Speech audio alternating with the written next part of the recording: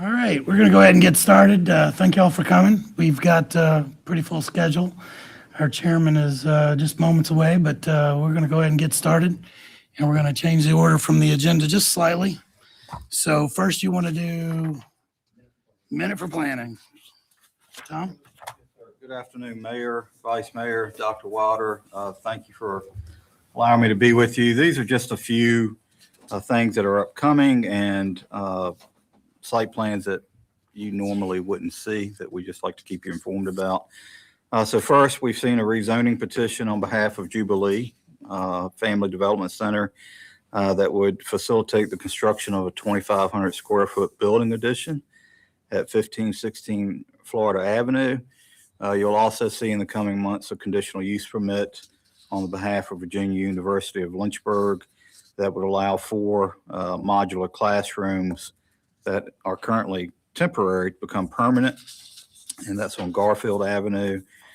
We've received a site plan on behalf of Virginia Episcopal School proposing the renovation of Pendleton Hall. And it's kind of a neat project because they're also doing geothermal wells and some stormwater and utility improvements along with that.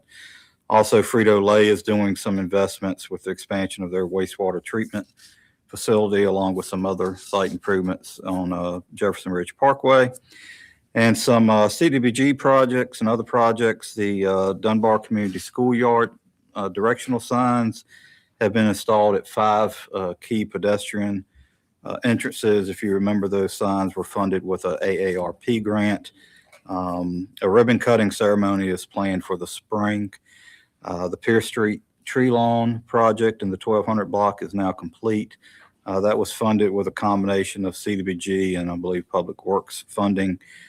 And then the Dunbar Community Schoolyard Phase 1 plan, the site plan has been approved. Bids are due in on January 20th. That's also a CDBG project. And that's a minute for planning.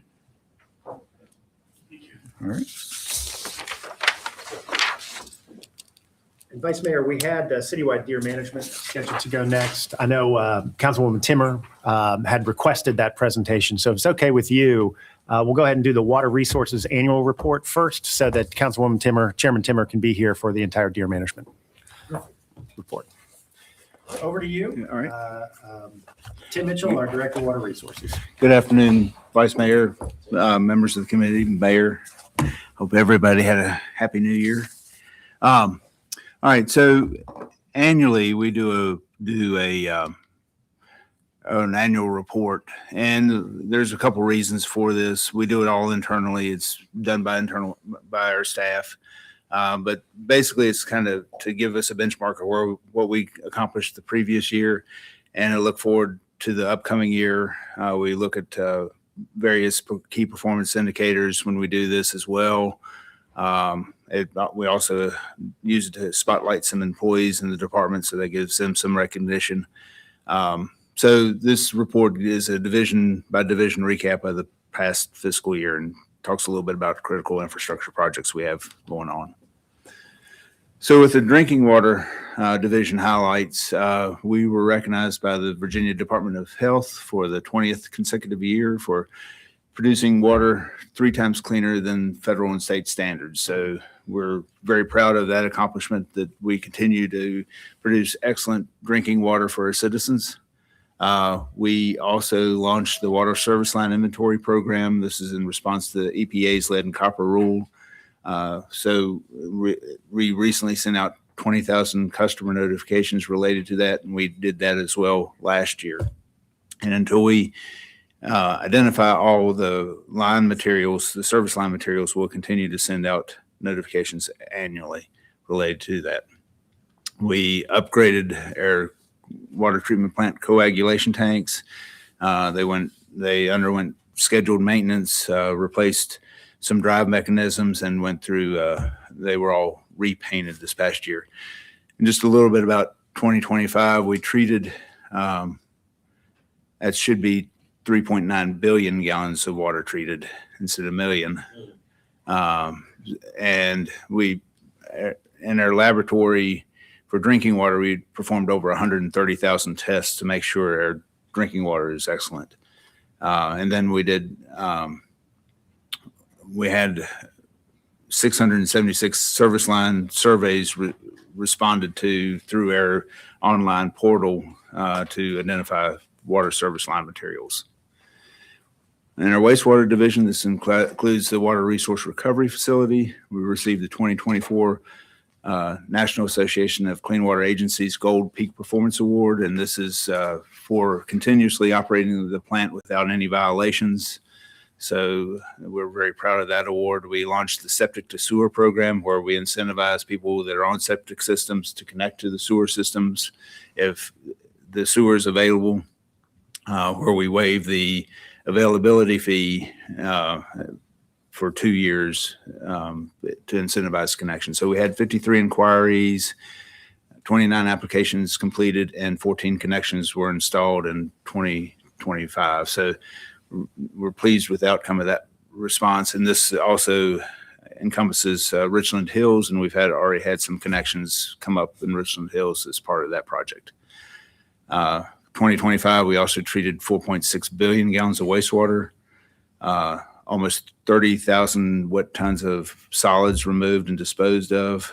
And that's the sludge and biosolids that some of it's land applied, some of it goes to landfills. And then we completed over 32,000 laboratory tests to operate the wastewater treatment plant.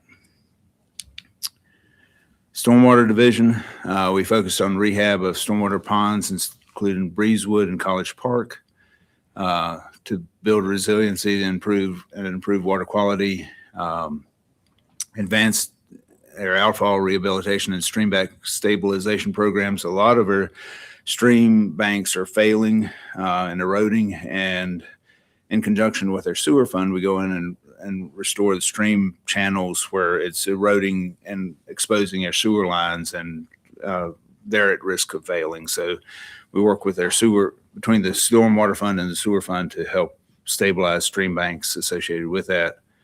Updated the floodplain management ordinance, and then organized the Chesapeake Bay landscape professional training for city employees.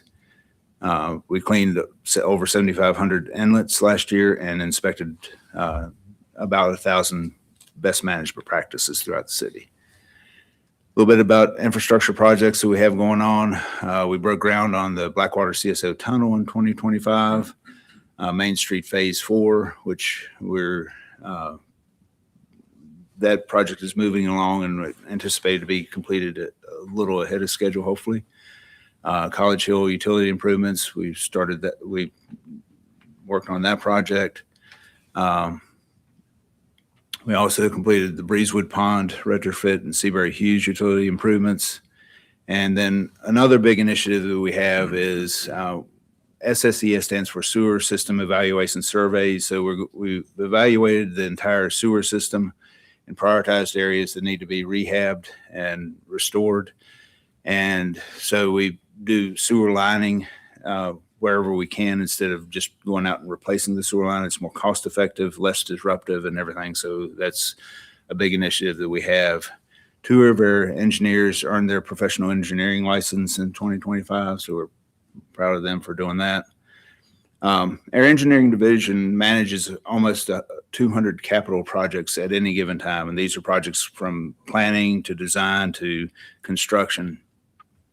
We replaced 2.7 miles of water line. Our goal is about 4.5 miles of water line. That's 1% per year. That ebbs and flows a little. We're anticipating we'll be closer to that 1% with the water line replaced this current year. And we lined about 2.5 miles of sewer lines. We replaced 133 fire hydrants and 7.5 miles of sewer root control. This is going in where roots infiltrate the sewer lines and block them up. We did 7.5 miles of sewer line related to that. Field operation divisions, we had 67 water line breaks. We actually are working on one, and we think it's a water line break now at the intersection of 12th and Kemper Street. So that's an ongoing challenge for us is water line breaks. We use hydro excavating as a method to excavate utilities where there's a lot of other utilities. It's safer, and we can get closer to the utilities than we can with a backhoe when we're excavating those utilities. Our CCT, our closed circuit TV crews completed 90% of inspections in 2 priority areas of the city. So that equates to about 32 miles of sewer line televised. We cleaned 111 miles of sewer and storm lines and installed 78 water services. We have a customer service team as well that responded to over 3,200 customer service requests. Our meter division installed 5,300 cellular meters. We will complete that program this year. So all the meters in the city will be cellular read meters. So everyone will be able to have, it's called Eye on Water, where they can see and be notified immediately if they have a leak in their water system. Our safety division, AWIA is American Water Infrastructure Act. That's a requirement for us to make sure that we have an emergency response plan and that it's updated. We completed that. Did actually the number here, and then the report is 400 lockout tag out procedures at the Water Resource Recovery Facility. It's closer to 600 when all was said and done. Our technical services division, we repurposed a couple of administrative positions to help with cybersecurity threats and also to streamline our work management system. A little bit about outreach and education. We hosted workshops for local teachers and professional development related to water education. Our water wagon, which is a trailer with outreach materials, won an outreach award from the Chesapeake Bay Foundation related to it and their efforts related to that. We host a lot of youth contests, water tower showdown, facility tours. We do a art contest as well. Just briefly, we had about 7,200 in-person interactions, about 26 tours.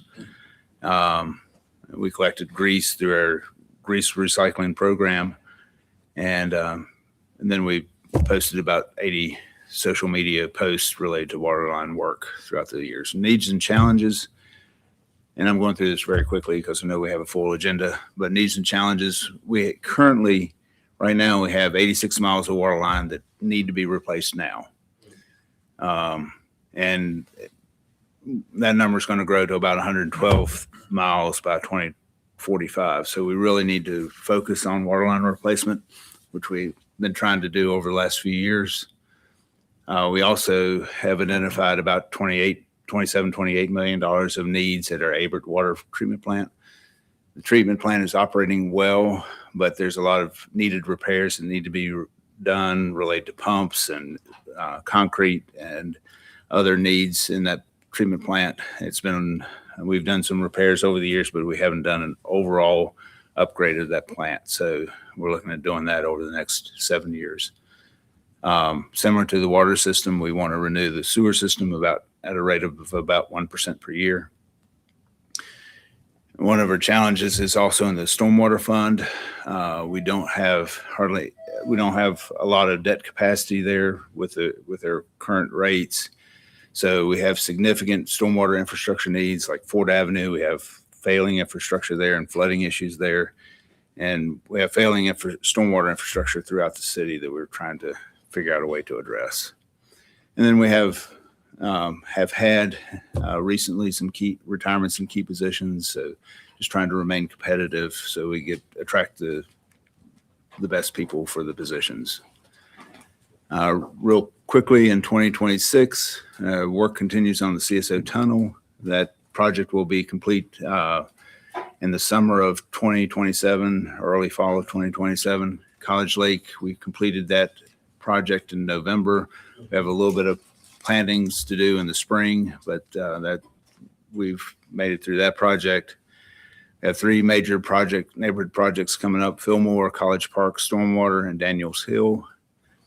And we're anticipating the new FEMA floodplain maps sometime in sometime in 2026, which will be out for citizen review and presented to city council. So with that, I'll be glad to answer any questions. And if anybody wants a copy of our annual report, I have some available. Thank you. First, I want to say thank you, and I apologize that I was late to the presentation today, Oh, but that's fine. as you know, well, I think you know, water resources is my favorite, but not really allowed to say that. So Thank you. does anyone have any questions regarding the presentation? Yeah. Thank you for your presentation. Yes. One of the best tours I got. Yeah. was You're welcome. your Thank you. facility. Thank you. And I'm looking forward to the tour in the big pipe. Okay. Let's just We call it that. are looking at probably April or May for that tour.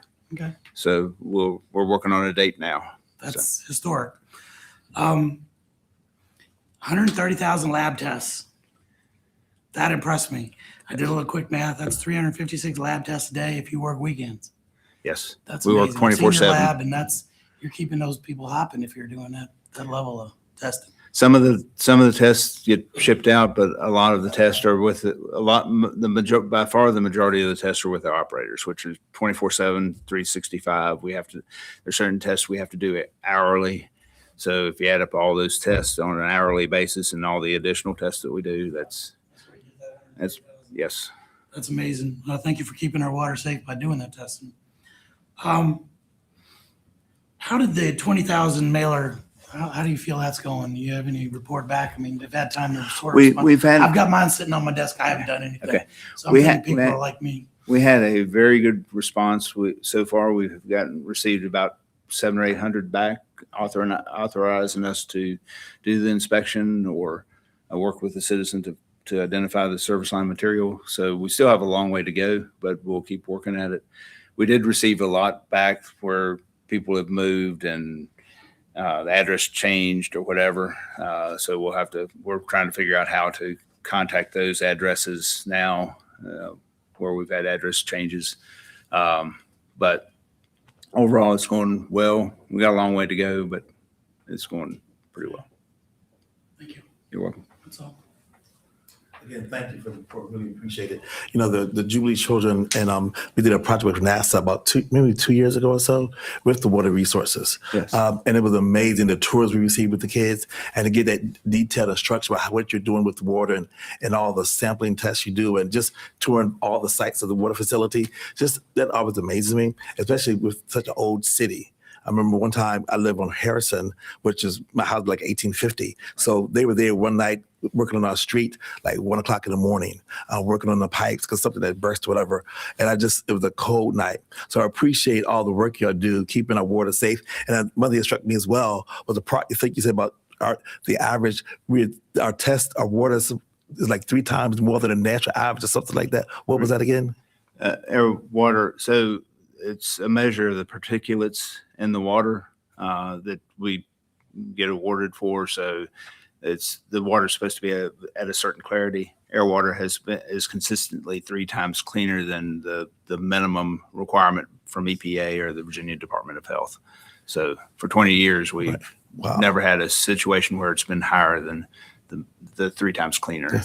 So that's amazing. Thank you for that. And it's so important for us to continue the infrastructure that we do in our city and the funding we do so we can always have that clean water and always have the things that y'all need so we have a great city. We'll be like some of those other cities and other states, but we're going to keep Lynchburg doing well. So thank you for what you do. We really appreciate all the team. Thank you so much. You're welcome. Thank you. Yes. What are the dangers of recycling water like they do in California? They recycle the sewer water and all. So it could be done. The Virginia regulations are very stringent related to, it's called wastewater reuse. We're actually working with DEQ now and we don't know how this will change with the new administration, but we've been starting to work with them on revising those regulations to make it more feasible to do. It wouldn't be for direct drinking water reuse, okay. but for like cooling water or, there's a lot of talk about data centers and things like that. That's a potential for data centers or other industrial uses versus it's still a lot more economical for us to treat and distribute potable water than it is for us to distribute wastewater reuse. But as water resources become more and more critical, that may be something in the future. So we got enough water up at Petlin's Mountain, right? We- To drink. Between that and the James River, we do. Yeah, okay. Peddler has been below the spillway since like August, and it's finally getting up close to the spillway again. But we're on 100% Peddler right now. So, anything else? I don't think so. All right. Thank you so much. All right. I Thank you. appreciate it. Thank you. Thank you. You're welcome. Thank you.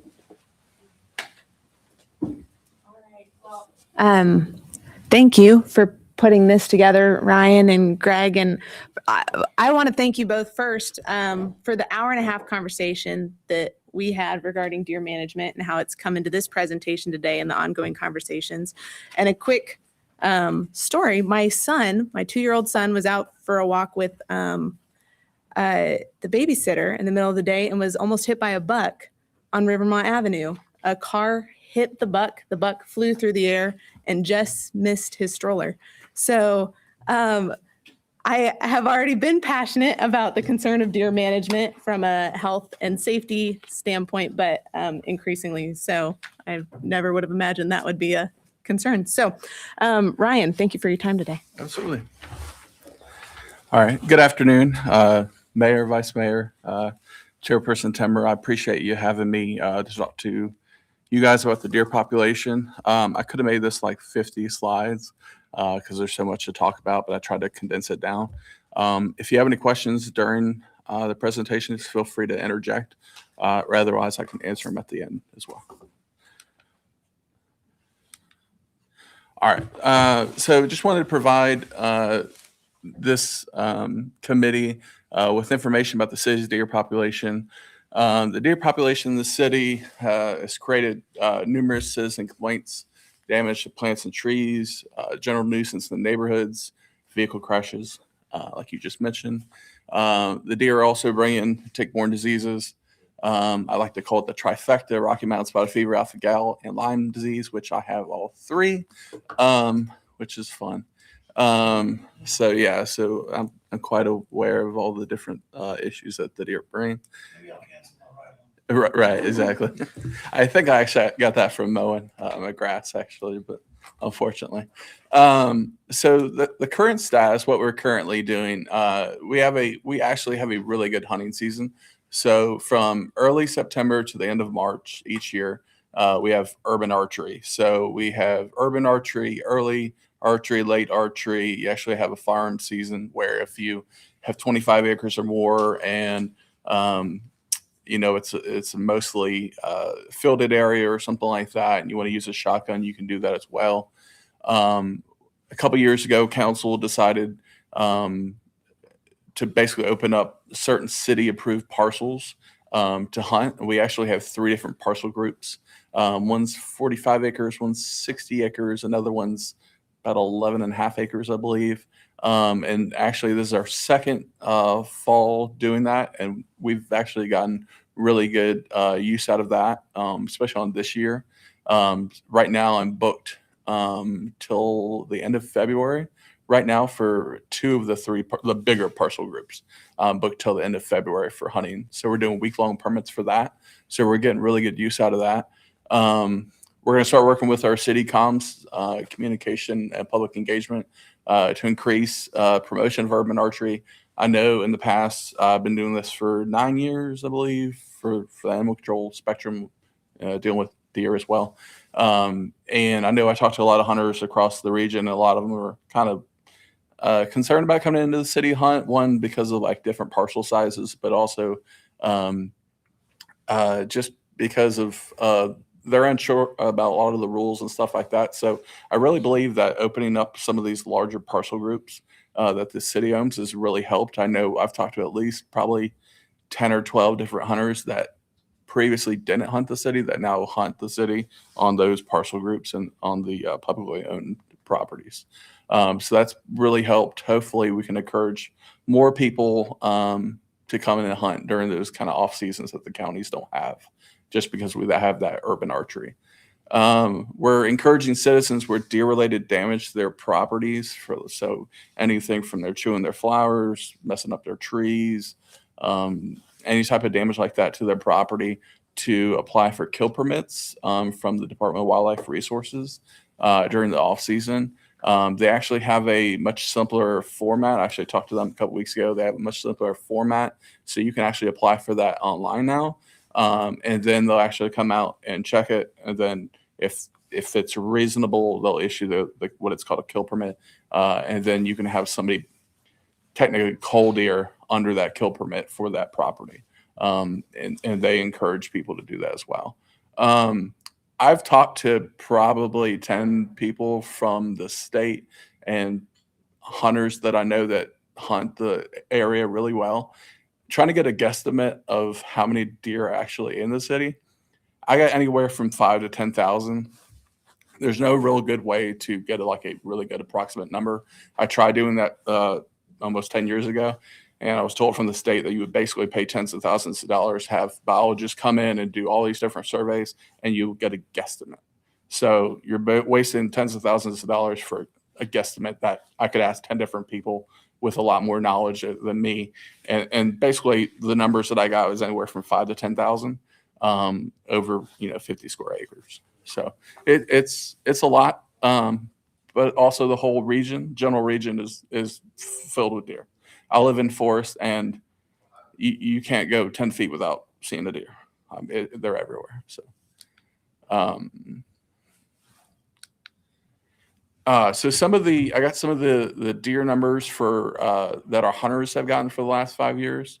Well, I didn't have 2025, of course, but it seems like we're somewhat possibly, hopefully, trending into a positive number with trying to get more people hunting. I think some of that actually has been helpful because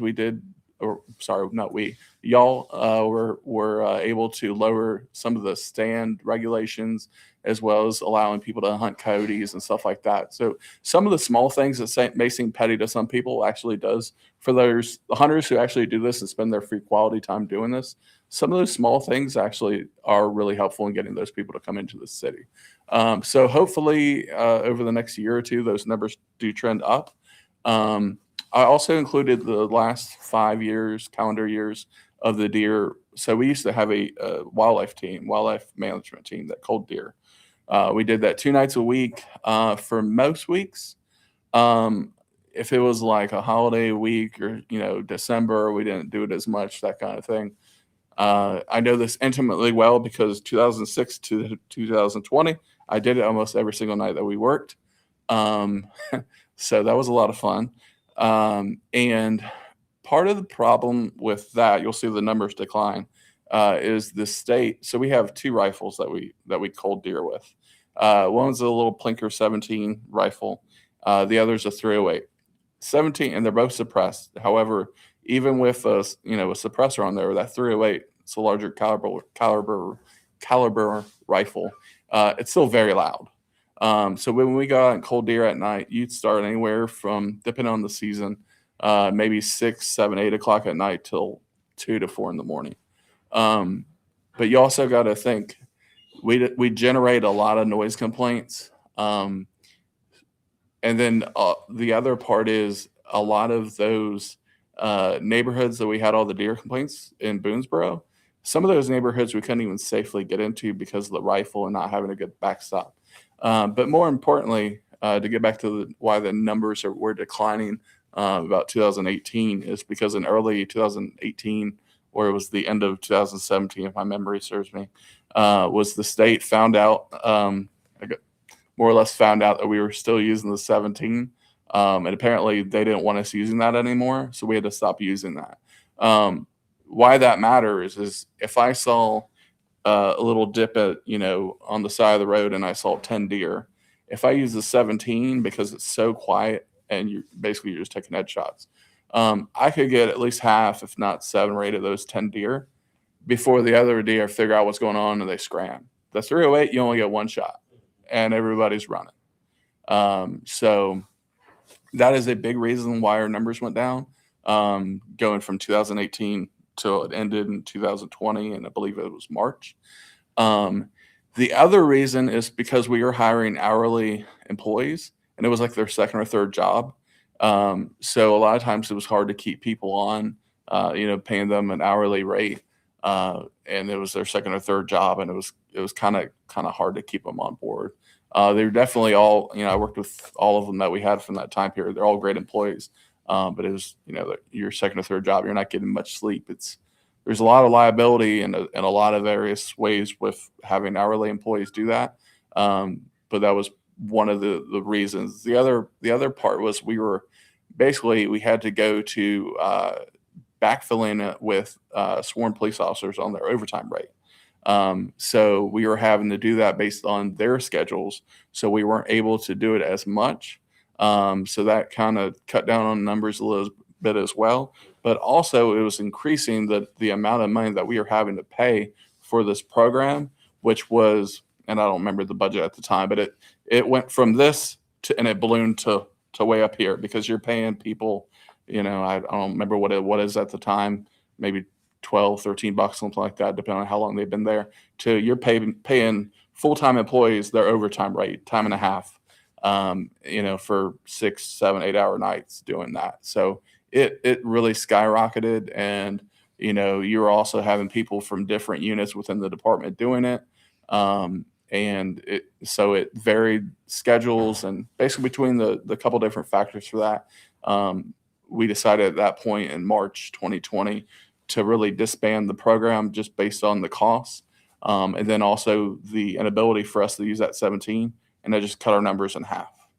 So those were the two biggest reasons that we cut it. Does anybody have any questions on that? Because I'm sure that there might be. Does anybody have any questions? Or would you rather wait till the end? Or A couple on that, if you Sure. wanna take them Yeah, now. sure. The 17 decision, how did you get informed about that? Who told you? From the DWR, well, it was Department of Game and Inland Fisheries at that time, but they have a forest office. So basically, anytime you run a culling operation through a locality, you have to it's pretty in depth. You have to log each deer that you kill, where you killed it, the sex of the deer, if it was a buck, how many points on the you have to keep the antlers, you have to turn in the antlers every month. It's like you're dealing with drugs and stuff. Like they are very granted that was 5 years ago, maybe it's a little different, I don't know, but it was very there's a lot to that. So I guess it came up in conversation that we were still using that, and they were like, yeah, you can't use that anymore. So we kind of pushed back a little bit, and it didn't go anywhere. So, yeah.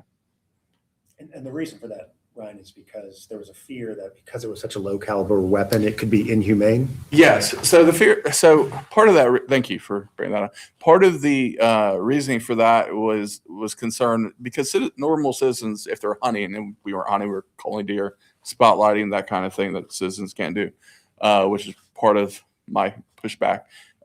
Is they don't, you have to have a 0.23 or above, make it more humane, that kind of thing.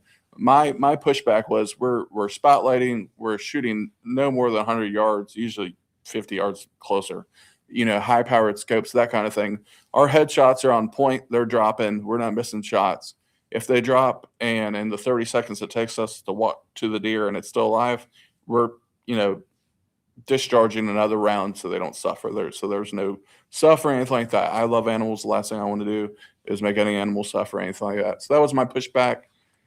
It didn't go anywhere because it's a state. So, So with that pushback there, it didn't go anywhere. And unfortunately, we had to use that one rifle. So, sure. All right.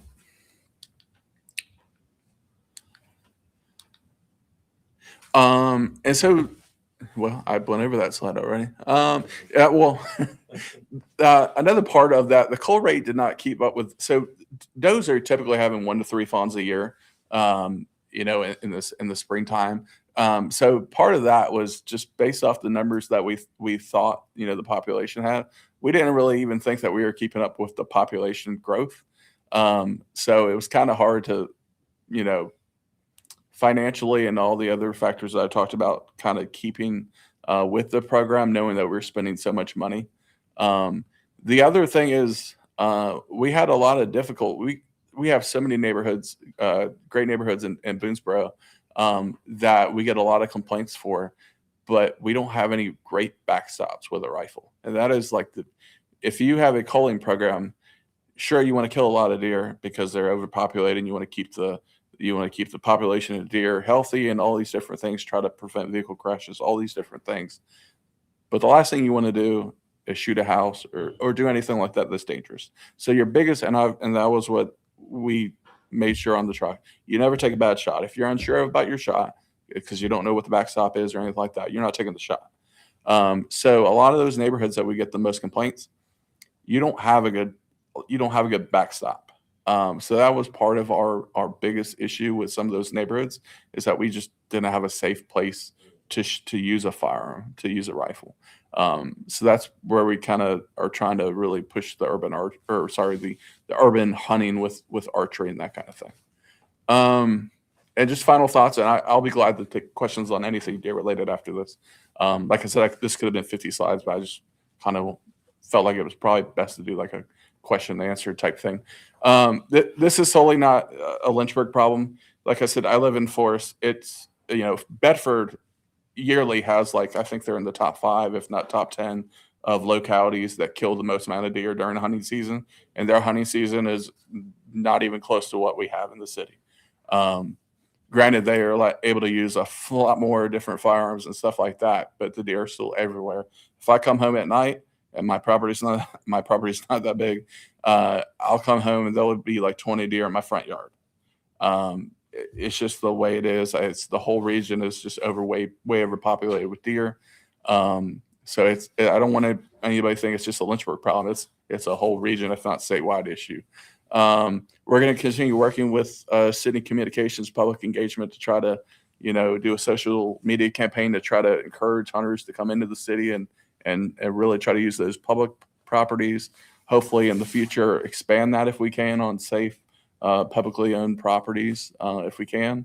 I did have an idea a couple of years ago to the state allows you to do basically create a city ordinance on banning wildlife, the feeding of deer year round. I think that's a great idea because I know we have a ton of people in the city that feed deer. I know there's a lot of reasons that are not bad reasons why people do it. But I do think that is a problem because you're having deer hang out in those areas because they know they have a food source that they don't really have to look for. And if, there's people living in Lynchburg where I look for their posts literally every week because I see them posting 20 deer in their pictures and their videos every week.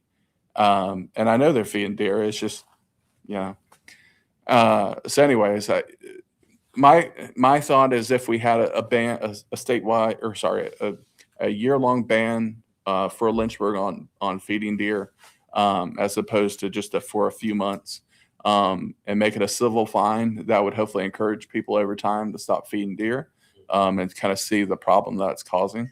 And then anything that y'all feel would be useful. So with that, that's my PowerPoint. I'd be glad to answer anything that y'all have.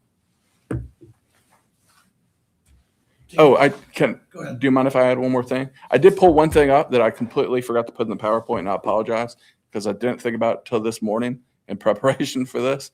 I did pull up these stats for deer reported. So these are reported. So of course there's going to be tons that aren't reported, but I have no way of knowing what those numbers are. And I'll be glad to give you all a copy of this as well. But I pulled up the reported deer-related vehicle accidents from 21 to 2025. In 2021, and how they did this was pulled up all the different accident natures for vehicle crashes with anything deer in the notes. So anytime you have a vehicle accident and anybody says the word deer, they're putting that in the notes, and that's how we're able to track it. So from 2021 to 2025, I'll give you the numbers. For 2021, reported was 21, 2022, 14, 2023, 7, which is wild to me. 2024, 11, and 2025 is actually a little bit higher, 33. When I saw this, I was honestly a little flabbergasted because I thought it was going to be a lot higher than that. But it's actually, those are what the numbers are. So, and granted, those are reported, not somebody, if I'm driving down the road, I clip a deer and it runs off in the woods with my truck. It didn't do any damage to my truck. I'm probably not going to call that. Yeah. So, and I'm sorry. Go ahead if you had a question. No, that was good extra information there. I mean, I know I've hit 3 deer in my life and I didn't report any of them. So I think it's pretty common. A lot of people don't. Sure. Even when there was damage, I didn't necessarily Call somebody. My question, do you use any thermal technology? No, when we had the culling program, we did not. Our department has that kind of technology, of course, but we didn't use that. City's pretty lit, I guess. Probably So what we not were as doing, necessary. we were spotlighting deer. So They just stopped when you did that. That was enough. Yeah.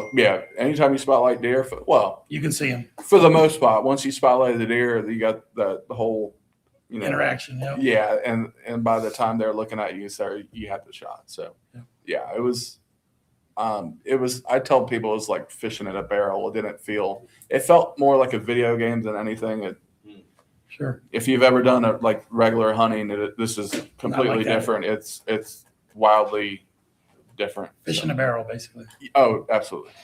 33, that last number got my attention. It seems to be a real jump from the previous year of 11. Right. Given that the program's been kind of shut down or hampered in some ways. Right. The inability to do multiple deer with a single gun would be huge, I would think, to your effectiveness in that job. Right.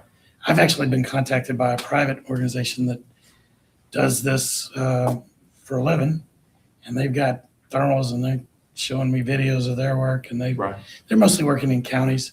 But have you ever had any experience or anybody talk about other localities using sort of an outside vendor?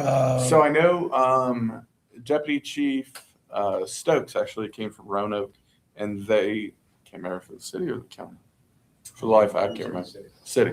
They actually had a vendor, outside vendor. It might be the same. I'm Could not be the really same sure. people, yeah. And they would come in. I think he said it was 3 or 4 months out of the year, and the city facilitated that. And they would, I believe, just cull deer on city property under a few month contract, and they would cull as many as they could. And I think they did that. I think he said they did that yearly. So I believe it was, substantial pay thing, but I believe he said somewhere around $70,000-$80,000 for a few months, 3-4 months. But I'm not even sure how much Did they it would match the cost. population birth rate? Right. Yeah, I'm not even sure how much that would cost to bring this back or anything like that, if that was the thought. So yeah. Thank you. Sure. Thank you. This has been an ongoing conversation. I really appreciate it. Sure. Full cards on the table. My thinking's kind of along the lines of Kurt, because in his questions, I'm just thinking, how do we prioritize this and make this a thing? And I know your office has limitations, and totally respect that. I reached out about a pre-approval program, which I know is a little bit zany, Right. but the thinking is kind of along the lines of credit cards, where they'll send you pre-approval. They do it marketing wise because it works. It simplifies the process. It lowers the threshold. And so I'm wondering even if there's a way to tap into it, I'm wondering what the legal parameters are for that approval process. If there's something we can do through AI in determining those properties, if there's something we could do with contracting outside, where it's something that would be less than paying a sworn officer, where these properties can be identified, people can be matched with a local hunter. We could even tie it into sports tourism potentially. I don't know, but looking for ways that we can match hunters with property owners and get aggressive on a PR side about this deer standpoint, or look at contracting actively with culling. So I know that's kind of a big picture way that Sure. I'm thinking. I don't know if you have thoughts on that. It's something I'm wanting to explore in continued Sure. conversation. I know when people call in and they tell me they have a deer problem for their property, but they don't know a bow hunter, which a lot of people don't. When I was growing up, I didn't know anybody. So I have a running list because I probably have a couple dozen people that routinely hunt the city. So what I'll do is I'll reach out to a few of them, and I'll kind of rotate that list, and I'll ask the property owner, hey, would you be willing if I gave your name, phone number, and address to a few hunters and see if they're interested in coming to hunt on your property? And I do it that way. A pre-approval thing. I guess part of the reason myself and talking with the command staff, we're leery of that is just because there's some liability in that, because we have to be able to look at it and be able to deem it relatively safe to bow hunt from an elevated position. So if there was some type of pre-approval that, or some, I guess depending on how you say pre-approval, but guaranteeing an approval or kind of making it seem like they would have approval when the property really shouldn't be permitted, gives us pause for concern, just because we don't want to be permitting properties that truly shouldn't be permitted for hunting. For various different safety reasons. I'll be very honest. Is that determined through GIS though, or Yeah, is that so- an on-site So visit? a lot of times I'll use GIS and I'll use Google Earth. And I'll be honest, I think in the last 5 years, I've denied maybe like 3 people. And I actually had a young man who put in for a permit, I think maybe October or something like that. And I looked at this thing, and I looked at Google Earth, and I was like, there's no way I can permit this. And so I told him that I was denying it based off a couple different issues. And he was like, do you mind reconsidering? Do you mind meeting me at my house? I said, absolutely. So I met him a couple days later. I looked at it. He showed me what he had, and I said, I'll permit it. I'll write a few different things telling you what you can't do, but here's what you can do if you want to bow hunt safely on this. And I just changed the permit up. So I'm willing to work with people if they are able to do it safely in a safe way. But to be fair, there are some parcels just because they're so small, and they back up to tons of other people's backyards or whatever houses that I just can't permit, just because they don't have a space to shoot elevated. Plus, they're backed up to 5 other people's houses, so they wouldn't really have a good shot. And I appreciate that very Yeah. much. I wouldn't necessarily want my neighbor bow hunting. We're right next to each other, but my thinking with it isn't so much a blanket pre-approval, Right. but what are the legal parameters that are required for approval to be done well and safely? Where if there, for example, does it have to be used specifically according to how the regulations work, or could someone come in and contract for a brief period and determine a number of these properties through GIS and Google Earth? So I believe the How's way that? that I don't have the code in front of me, but I believe it says the chief or his designee. Okay. I'm the designee. Lucky me. So I'm sure Yeah. whoever that designee, if y'all determine Yeah. who that would be, it would just have to be somebody well informed on what are the different safety aspects, all the legal requirements, that kind of thing. There's no minimum acreage requirement anymore. That said, if you have, a tenth of an acre and you have no real safe space to shoot down on a deer, with 10 neighbors surrounding you, I'm not going to permit that. Yeah, of course. Just because it's a safety. Plus, it's going to create neighborhood chaos throughout the entire neighborhood. But like I said, I've probably not approved maybe 5 to 10 permits in the last 10 years. Yeah. Like, not a lot. Yeah. So. Okay. Well, I will, thank you. Sure. I saw you discussing, so I know you have additional insight on We have one Yeah. more item that we need to, that'll be quick. Yep. That we need to get through because we'll ask for a vote because it'll Yep. come tonight. That's great. I'll be following up with you, Ryan. Thank you so much. I really appreciate it. Absolutely. All right. Thank you. All right. Moving on to VDOT. Next, we have additional lane miles. Our city engineer is going to get us a little more money from the state. Yes, thank you.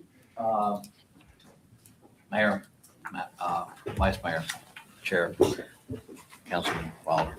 We are working on, we do this every year. It's when the city increases roads due to construction.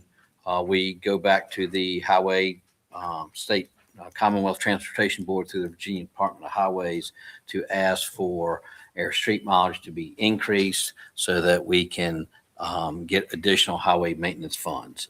The Commonwealth Transportation Board pays the localities to maintain their own streets as they do in Lynchburg, and that is set in the state code. This year we have about 0.2 miles, very little bit. Because you did so much last time. Yes, we did. Yes, we did. That were identified to be added. The mileage will increase the annual payments roughly $3,500 at the current rates. Currently, Lynchburg has 208 miles of arterials and about 614 miles of collector and local streets. With those added together at the different rates for each of those, the city will receive roughly $17 million in FY26 for street maintenance.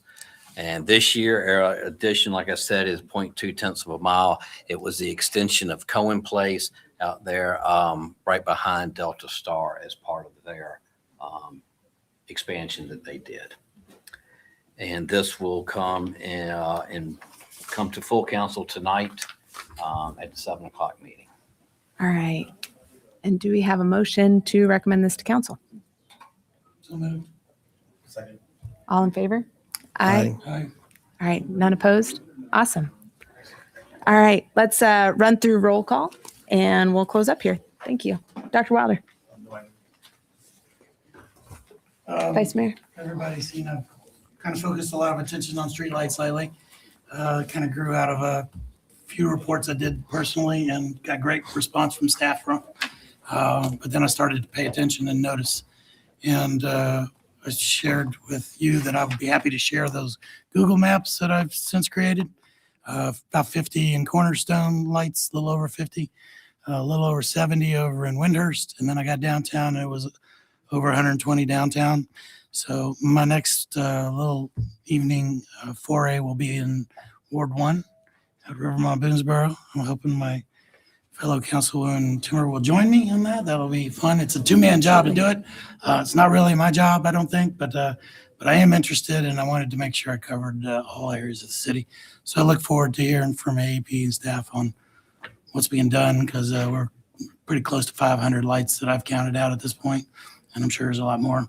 So I'm just trying to get a full understanding of the infrastructure and how it got this way and how do we fix it and then how do we keep it from happening again. So.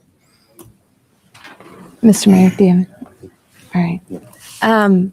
Quickly, I'll follow up with you on Deer again. It's just ongoing. For me, I think it's an absolute priority as we're going into the financial retreat, especially as we're looking at items in the surplus and maybe a proper use of one-time funding. I know it'll be an ongoing thing, but we need to get this under control and maybe how we can collaborate with surrounding municipalities. I've had some outreaches to some commission members in the counties, and I think there would be some interest here.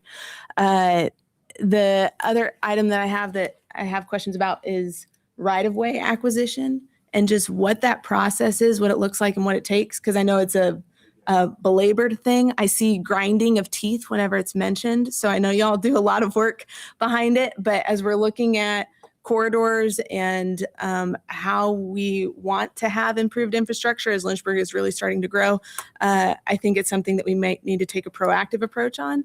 And so I would love to have a better understanding of right-of-way acquisition, especially along corridors and what that looks like. So that's all for me. Our next regularly scheduled meeting is February 10th at 3 p.m. I always want to say 2 p.m. 3 p.m. Right here in the training room. So thank you so much. Meeting adjourned.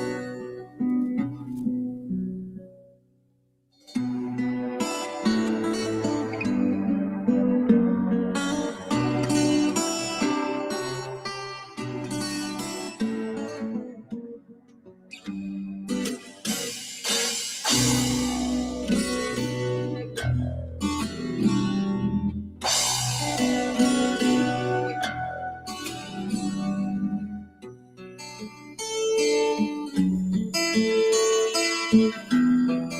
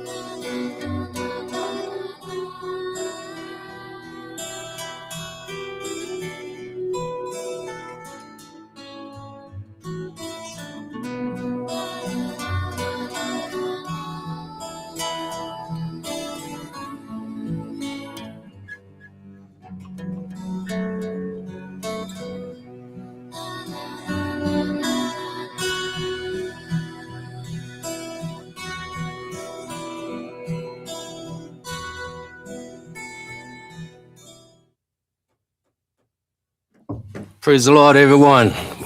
Welcome to our first work session of 2026.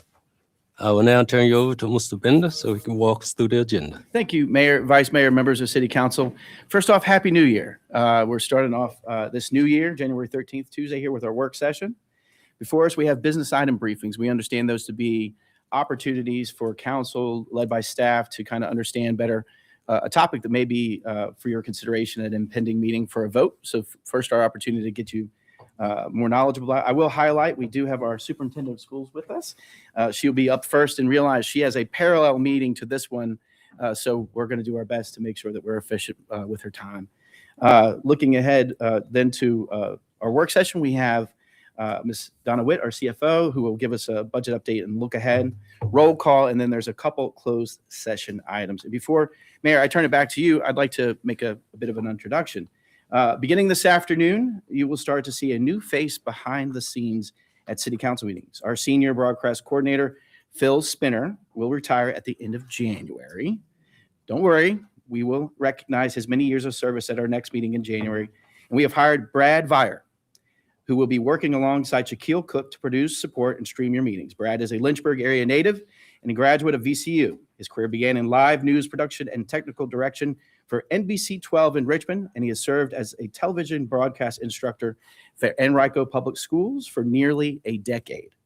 He and his family have relocated back to Lynchburg, and we're happy to have him join the team. Brad, if you're back there, do you want to poke your head out, say hi to hey, there he is. All right, welcome, Brad. All right, and we will obviously celebrate Phil at the end of this month. With that, Mayor, turn it back to you. Okay, our first item is Lynchburg Public Schools request fund balance.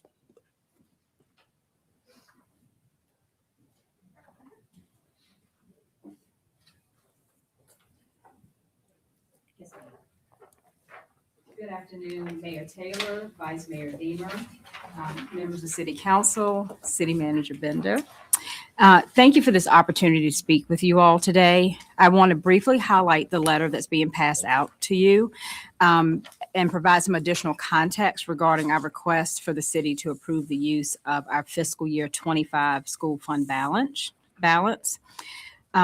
So my understanding about leveraging the state and federal funds last school year or last fiscal year, the division demonstrated strong fiscal stewardship. It allowed us to meet student operational needs while preserving local funds. And so as a result of the fiscal year 2025 audit, it reflected a total school fund balance of $3,317,910. And so the request before you is to requesting respectfully if you could approve the use of the fiscal year 25 fund balance for us. It is not a request for new spending. It's not additional money, but for authorization to reinvest those existing savings into areas that will support our long-term financial stability. And so from here, you'll see where we're requesting $1.1 million to go into our health insurance reserve account. And that is to replenish the reserve to the following that $1 million draw approved in the fiscal year 2025 budget process. We're also requesting $1,217,910 to restore our textbook reserve account following the fiscal year 2024 third quarter adjustment. And just for some context, we just did our math textbook adoption, and the DOE has several series of doing this. So this would help replenish that account so that we have money that's there when we have to continue replenishing the textbooks. And then also we're requesting $1 million to go into the vehicle replacement account held by the city. And this would be the CIP PAYGO account so that we can replenish some of the maintenance fleet that we currently have that is in need of replenishing. And that was something that in looking at these funds, that this would put us in a position to go ahead and replenish that and not have to request that as part of the operational budget at this time. And so our goal is just to maintain responsible management of these funds, transparency, clarity as to what we would like to do with this fund if approved for the transfer, and so that we can continue to support instruction through the textbooks, support maintenance and operations with the vehicle fleet replacement, and then employee benefits by putting the funds into the health reserve. And so I'm officially open to any questions that you may have or concerns or feedback. Mr. Ferrari? Happy New Year. Happy New Year. If you have it now, fantastic. If not, for our next meeting, Yes, sir. where these dollars came from, where they weren't spent, and how they may be shifting to another pot would be helpful. Yes. So I don't have the exact with me, but I can tell you it was a part of those. It was a part of those ESSERS funds, and they had until September 30th. And I know I'm talking in past tense in a sense because I wasn't here, but they had until September 30th for 2025, which was in that fiscal year, to spend those funds. So instead of spending the local funds, they leveraged and spent the grant funds so that they could spend all of that out. And that's what left us with that fund balance. But I can give you the exact. I can send that back to Mr. Benda. For our next meeting would be great. Yes, sir. Thank you, ma'am. Is there anyone else? Ms. Timmer? I just wanted to thank you for your attentiveness and timely effort with the track and field. Because that was a lot of concerns about that. We heard about that from a lot of parents, especially during the ad hoc committee, and the attentiveness to address that, get it done. Really refreshing, and appreciate your presentation today. Thank you. Thank you. We thank you all for the fiscal support, and we have a really amazing team that's been working to push that forward. Yes, ma'am. What's the mission? I just want to echo some of those comments. It's really nice to see when we appropriate funds to the schools, and then to see the operations side of schools actually take those funds and start working on these projects to improve these facilities and infrastructure. And it is a refreshing breath of fresh air, and I appreciate your leadership in getting that done. Thank you. Anyone else? Thank you. Thank you.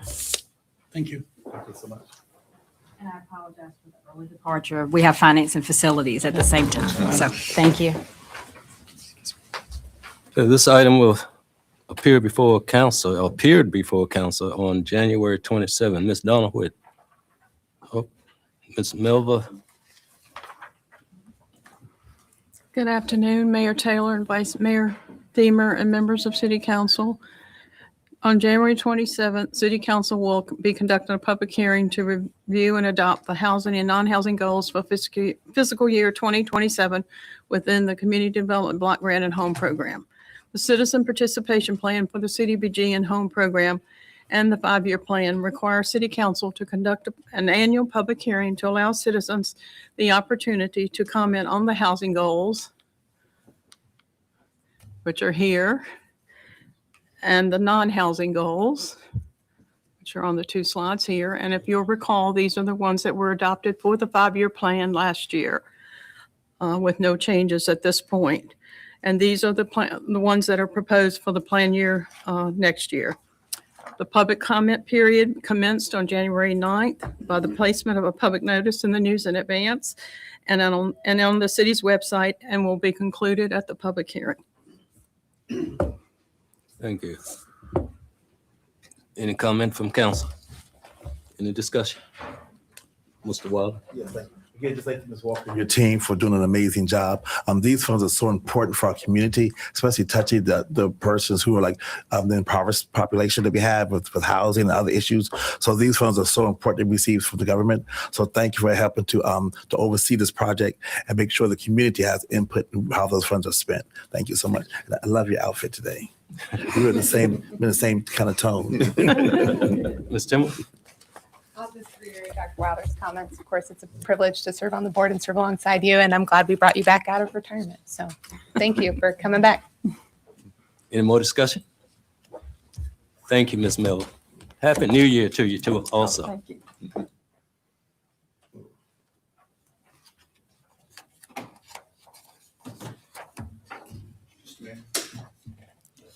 I should acknowledge this up front. 286 Rockwell, the petitioner had removed their Yes. zoning request, and just want to make sure that's been struck through on each one of your agendas. Yes. Thank you. Mr. Martin? Good afternoon, Mayor, Vice Mayor, members of council. This is a business item briefing on the abortion clinic ordinance. The purpose of this ordinance is to regulate abortion clinics. It would create a definition for abortion clinics. It would create standards for where they could be relocated and also require a conditional use permit for them in the B3 Community Business District, B5 General Business District, and the IN2 Institutional 2 District. This ordinance was considered by the Planning Commission on December the 10th. A motion to approve it failed 2-4. October 14th, City Council directed staff to initiate the process to amend the ordinance to regulate abortion clinics. Currently, abortion clinics are permitted by right as an outpatient clinic in all of the city's business districts, B1 through B5, and also both of the city's institutional districts. Currently, there are no abortion clinics located within the city of Lynchburg.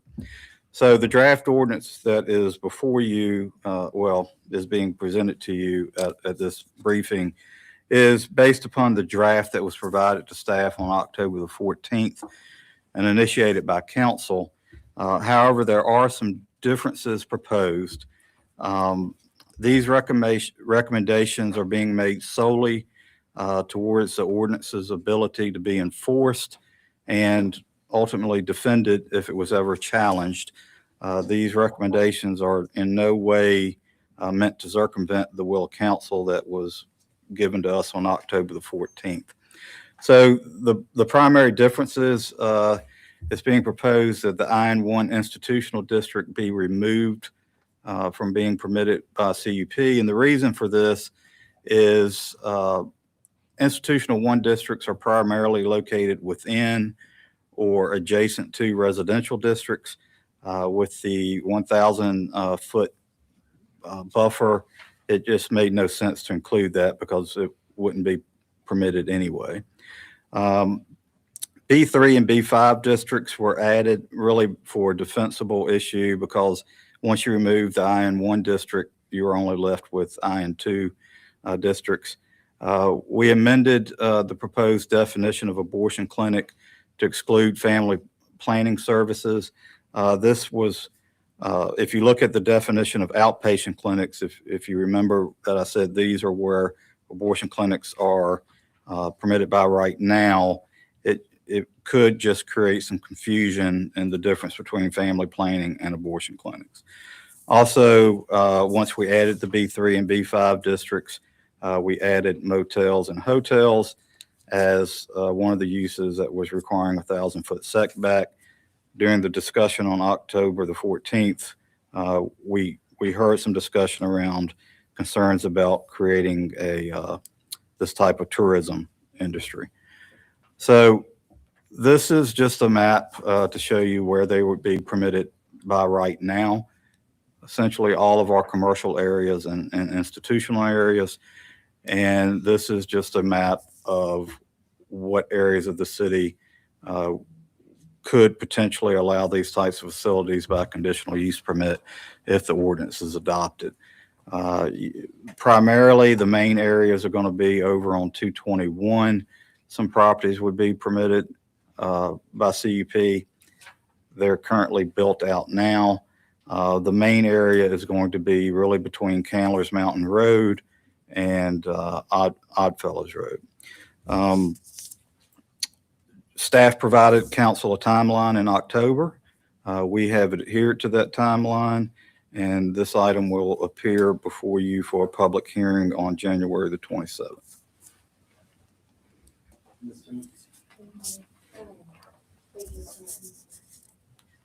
I'm having a little bit of difficulty differentiating the B5 and the prohibited areas just visually. Could you identify where some of these? There's very few of them. This is citywide, so it's a little small. So B5 is the brown and B3 is the red, and the pointer doesn't work on this, does it? Because I'm seeing some around Old Forest and Lakeside. Yep. And then if you see the down- circle, Yeah, if you look to the northwest, there are some properties there. okay, And then you see the institutional districts to the southwest. Okay. is primarily where they would be permitted. And then one area, I'm sorry, sir. There's another one under the B5 sign right there. Oh, next on Wards down. Right by Wars Road, it says Yeah. B5, but it looks like there might be one right under the 5. I can zoom in. I Yeah. can't zoom in today, but the only other place that was evident to me was directly east of Breezewood Drive, and that is in the very center of a very large parcel that was zoned for a shopping center years ago. Currently, there's no access to it. So, but these are the areas that could be considered by conditional use permit in the future if this ordinance passes.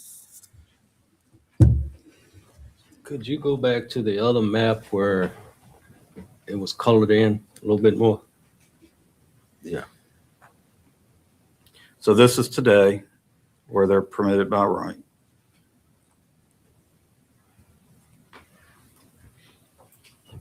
Would it be possible? Sorry. What's the mission? Thank you, Mr. Mayor. No, I appreciate the work you guys have put into this, and I like the adjustments you guys made for defensibility. I appreciate you doing that, and enforceability. So just to be clear, when I look at this, what we're looking at right now is this map is by right today. That means Yes. it wouldn't come across the planning commission. It wouldn't come to us. This would just be where they could set up shop and go to work. Yes, sir. And then the next slide, if you can go to the next slide. The light green is the prohibited areas based on the ordinance language. And then the other colors would represent where they could go with a conditional use permit, which would then require it to go before the planning commission and then before council for a vote to get approved. Is that correct? Yeah, yes, sir. That is correct. So, no, I appreciate it. And I'm in support of the changes you guys made, and I appreciate the work that you did. Anyone else? Mr. Wilder? So we don't have any abortion clinics in our community, correct? Have we had any in a while? Or we have there? I believe there was one several years ago, but it closed. Okay. And there's nothing on the horizon that we are aware of? Okay. Does it seem a little too restrictive? I'm trying to see where it might be. Is it a whole green area pretty much? Now, the green area Is where would they be can't- the prohibited area Right. based on the standards. Okay. The areas that aren't colored in green, which the largest area is between Candler's Mountain and Oddfellows Road. If you look very closely to the northwest, there's a group of parcels there. There's some institutional parcels to the south. Look, what this ordinance does, it doesn't completely prohibit, but it does restrict. There's nothing to say that if council really wanted to have an abortion clinic in one of those areas, someone could come in to petition to rezone a piece of property and file for the conditional use permit. That happens from time to time, but it would be at council's discretion. Anyone else? Thank you. Mr. Ferrari? Jog my memory. The holiday is playing with me a little bit. So what was initially requested, I don't recall the CUP being utilized as much. Was that a change that you referenced from staff to now, or no? It's been a minute. What was given to us by council on October the 14th required a conditional use permit in the IN1 district and the IN2 district, along with the standards. Staff's recommendation was to remove the IN1 because of it's primarily in residential districts or adjacent to it. That only left institutional 2 districts, very small. So in order to expand that somewhat, we recommended including the B3 and B5. But what was proposed was always by conditional use permit, not by right. What we received from council. So in what's proposed here, there's a lot here. In what is proposed here, tell me about B1 and B2. Would not be permitted. Okay. Are like entities permitted in B1 and B2 at this time? I'm sorry. Are like entities permitted in B1 and B2 at this time? medical offices would be permitted in B1. There is no B2 district anymore. It's just B1 district. So here's where I'm driving at. Why not just go at it with that lens as opposed to one particular industry, and then incorporate whatever definition we're considering here. I referenced, and I forgot the term, outpatient clinic or ambulatory service surgery centers, whatever it might be. Why not do that for across the board so that there's less legal, and I know you might be shifting here, but there's more opportunity for council oversight as opposed to just one very, very charged issue. Well, obviously, if council directs us to go that approach, we will do it. We were responding to what council directed us to do. And if council chooses to switch gears, we will definitely look at that. Matt, would you be able to speak to what I'm saying? So just like Mr. Martin had said, certainly you all could do that. You could decide to have an option 1 and an option 2 to consider. You would have to pause this particular matter and wait for staff to be able to bring the alternative option to the Planning Commission.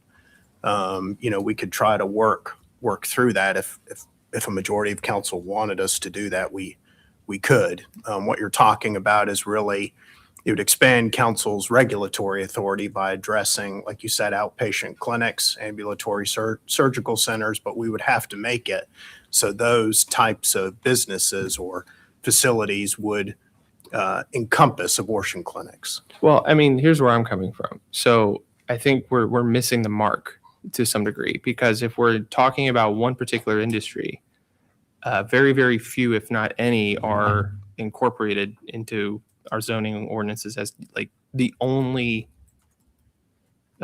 facility or entity that is permitted. And we're going to walk through what that looks like. Whereas where I'm coming from, if it's something that is not, what's the medical term? When it's not needed per se. Elective. I'm sorry, Alicia. Elective. If it's my friend's getting a nose job for whatever reason, that does not fit what we're talking about. But if there's a medical reason for a family and a doctor, and I think 2 doctors, according to Virginia code, unless it was changed in Richmond, come together and say, no, there needs to be something considered here. You see where I'm coming from? Like, so I feel like there's more to be captured here than just the abortion thing. I'm just gonna be honest. I mean, I don't want this to be construed to say we're just gonna be targeting abortion. What's the difference between abortion and someone coming? Do we want the same conversation to be had about underage children seeing a process change on their gender? I don't think so. So like, I caution us, because while this seems really good, I think we're missing the mark on what A is more defensible, B, what is more fair, and C, what could actually bring consensus from the community, I think. So that's just where I'm coming from. I've offered language to Matt and Tom that kind of speaks, I think, to what I'm talking about. I would be open to us discussing it here more, but I think this is missing the bigger picture. I'll leave it at that. Anyone else? Mr. Mission. Like I said, I appreciate the work you guys put into it. I support the changes you made. I wish the Planning Commission had watched our meeting and debate over this in the work session. Initially, I think that would have been a little more helpful from watching the Planning Commission meeting and seeing some of the remarks that were made there. But I think it's pretty obvious what we're doing here, and something that is very, very different and vastly different about abortion clinics versus any other medical clinic that exists is they are highly unregulated, which allows them to be defined as a standalone clinic they're different than any other medical facility or outpatient clinic that exists, strictly on the fact that they are highly unregulated. I don't think we want to miss the mark on that as far as the health, safety, and welfare of our citizens go, and we don't want to leave all this opportunity open for all these by right parcels for unregulated medical facilities to be opened up like abortion clinics. That's where I stand. Thank you, Mr. Mayor. Mr. Farrell, you had brought up at different times equal protection concerns. I think we do well here in that we have a rational basis for this, in that abortion clinics are a hotbed for protest and different types of activity that other outpatient procedures certainly are not. My primary concern with what Mr. Feraldi brings to the table is that if we are to really create a conditional use permit for outpatient procedures, or too broad of a stroke here, we're actually missing the rational basis for why we would do this in the first place, which has to do with the protest element and the exposure next to schools, and then also would bog down council with a lot of unnecessary conditional use permits. So I'm favorable to the proposal as it stands. Thank you. Mr. Dingler. Thank you, Mr. Mayor. I just want to thank you for your work on this, both of you, Tom and Marty. I think you've missed nothing. I think you got right on the mark that we were looking for. Very defensible. But again, it goes back to, do you want abortion clinics right next to Heritage High School? And I can tell you in Ward 3, that would not be a great thing. I've spoken to no one who thought that would be a great thing. There may be some people who think that's wonderful. I don't. I think this matches our community standards. I think it has done a very great job of dealing with the specific industry. That if you watched what happened in Vinton, they came in because there was nothing like this to stop them. And they only found out after the fact what happened. And the people in that community were very upset. And I hope we can protect our community from having that sort of thing happen. I know that that there's some folks that have very emotional feelings on this, and that's exactly why we need to do this, to make sure we maintain our community values and our community standards, and not have this type of abortion industry building come in right next to a school or church or where children are at a playground. That's not good for Lynchburg. That doesn't match our values at all. So thank y'all for doing a lot of legwork to get us to this point. I think it's very well drafted, very intelligent, and very defensible. So thank you for your work. Mr. Ferrari. Just to give more context, Mayor, so the reason what I'm saying is this: if we, and what was just stated by the Vice Mayor is exactly where I'm coming from. If we're not careful, a court could go back and look at this very meeting, the minutes we adopt, if they're not kicked down the road, the footage that we put out, the things we produce, and determined it's very clear what your intent was. It was to prevent something from being able to come. Rationally, we can't have that approach. While the legislation says you're allowed, but in these areas, it was just clearly said from these seats that we're looking to prevent them from being able to come next to a school. No, I said that. Nobody said that. Mayor, Point of order, Mr. Mayor. If he's going to sit here and accuse us of saying Something we didn't. that's things that we Okay. didn't say, that is a serious problem and a serious breach of decorum. And Ethical. it's unethical for Mr. Feraldi to sit here and say things that we didn't say. We didn't say. Okay. Ms. Timmer. Mayor, Oh, I wasn't. Go. You finished. still have the floor. Okay, go ahead. I stand by my comments. Okay. So where I'm coming from is it's abundantly clear that that's the intent and that's what will happen. We can't have that approach. Otherwise it will not stand muster. What you're looking for is a broader scope. I'm looking for us personally, and those who have been with me since 2020 know I hate by rights. I don't like any of them. We actually changed, I don't know if it was on our time, Mayor, but we actually changed the B2 because of a by right situation near Richland Hills. I have a long standing record of like, I am not favorable to by right situations. The CUP is the solution. So yes, Mayor, I would prefer a broader stroke to an industry sector, not in particular element of that industry, if you will, of a medical realm. I think we need to be having a hard look. I think communities across the country need to be having a harder look at what type of medical facilities are we allowing based off of our regulation, or permitting, I should say, and how and where and what does it look like? Instead of just saying one particular thing, we should have a broader approach. And I'm happy to take extra time to review, hey, business A, you want to come in here and do this type of operation. Tell me about the traffic impact on the area. Tell me about the infrastructure requirements you're going to be bringing in. Are you actually going to be doing things that align with state code? Those are things that we can now entertain and have greater oversight. So yes, I am looking for council to have more influence and more conversation. So that way the public is more concerned with what is happening, what may not. So I stand by what I said. The outcome is quite obvious. And if we're not careful what we say, it's a lawsuit waiting to happen.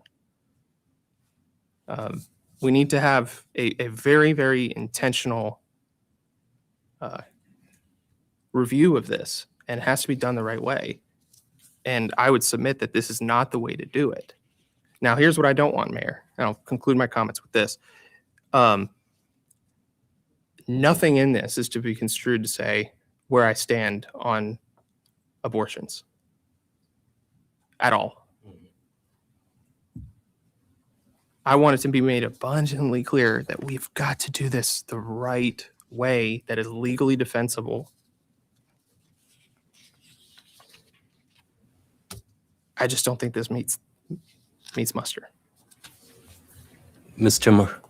Thank you, Mr. Mayor. I do want to kind of reiterate and point out the comments made by my colleagues, Vice Mayor Deemer and Mr. Mischins.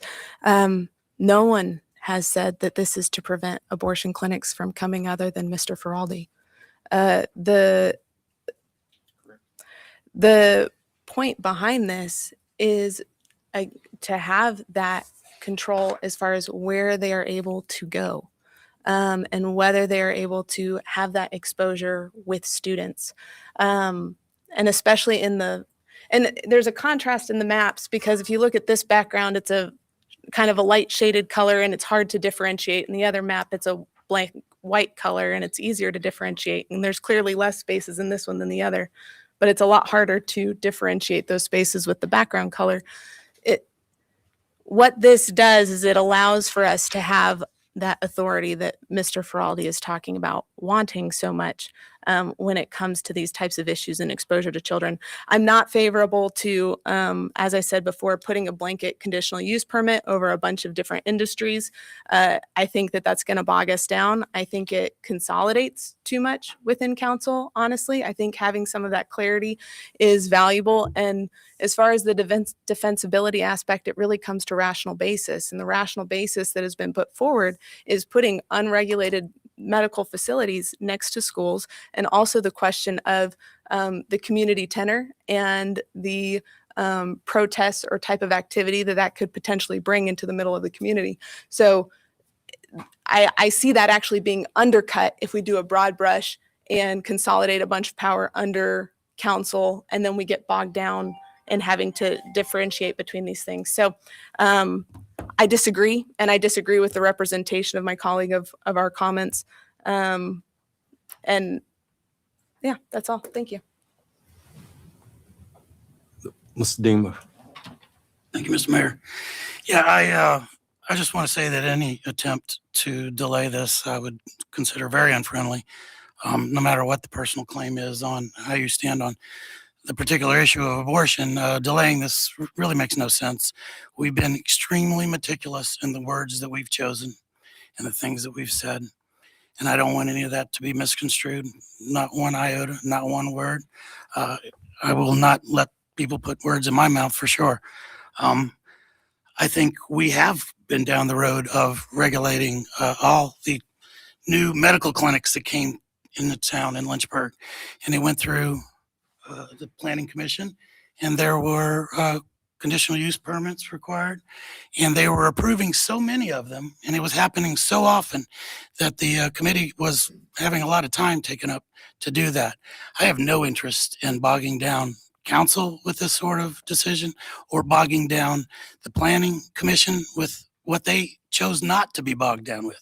They decided it was happening. They were all being approved so often that they stopped doing it because it was so, it was just passed every time. So I would not want to go back there. Absolutely not. Makes no sense. This is extremely crafted, very well done, a lot of hard work. So thank you again for the work that you did. Mr. Ferrari? Mayor, I would just simply ask my colleagues to then make it very clear for me. What I heard was we do not want an abortion clinic next to a school. Is that a misrepresentation? And if it is, I would request clarity. That's what I heard. I would ask you, do you want one next to school? You need to be recognized. Ms. Timmer? Thank you, Mr. Mayor. The statement, I believe, Mr. Feraldi, and we can always play back the minutes and hash it out, whatever. But the statement was that we had said, we don't want you here. That was your statement and characterization of what we had said. And I did not say that, Mr. Feraldi. And this has happened before. So we have spoken to the school issue repeatedly, but the way that that was characterized was reframed in another context that removes it from the rational basis we've been discussing legally all along. So we can't separate it out, remove it from the rational basis, and then recontextualize it. Thank you. Mayor, that doesn't answer my question. Yes, it And does. so I'll submit for the record, He didn't just get recognized. friendly. Wait a minute. If I misunderstood, I would like clarity. What I heard was we do not want an abortion in X, Y, or Z. That's what I heard. If I'm wrong, please clarify what the intent to hear is. Okay, Thank you. thank you. Yeah. Make it clear. I again reiterate my question.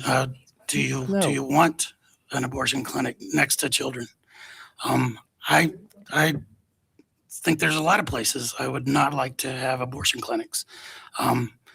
This is a compromise. I appreciate that. I think it's a great one. I think it clarifies the city of Lynchburg's position for future abortion clinics that might consider coming here. What I said specifically was that I didn't want an abortion clinic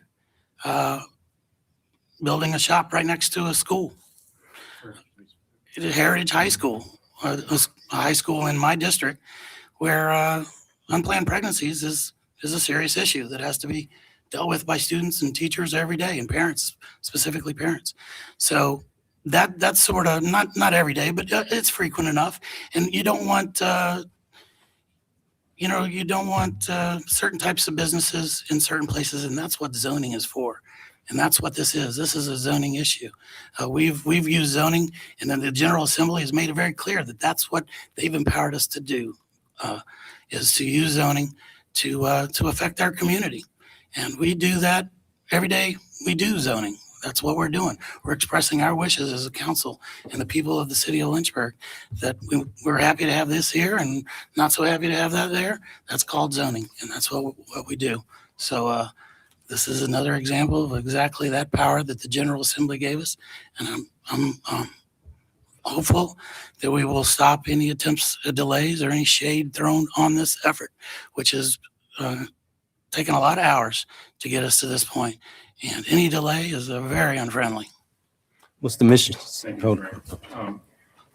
So a couple things. First thing, I forgot to recognize Mr. Barton, who I think we should pause and recognize him as also the honorable chairman of the Amherst County Board of Supervisors. So just want to congratulate you on that. And Condolences.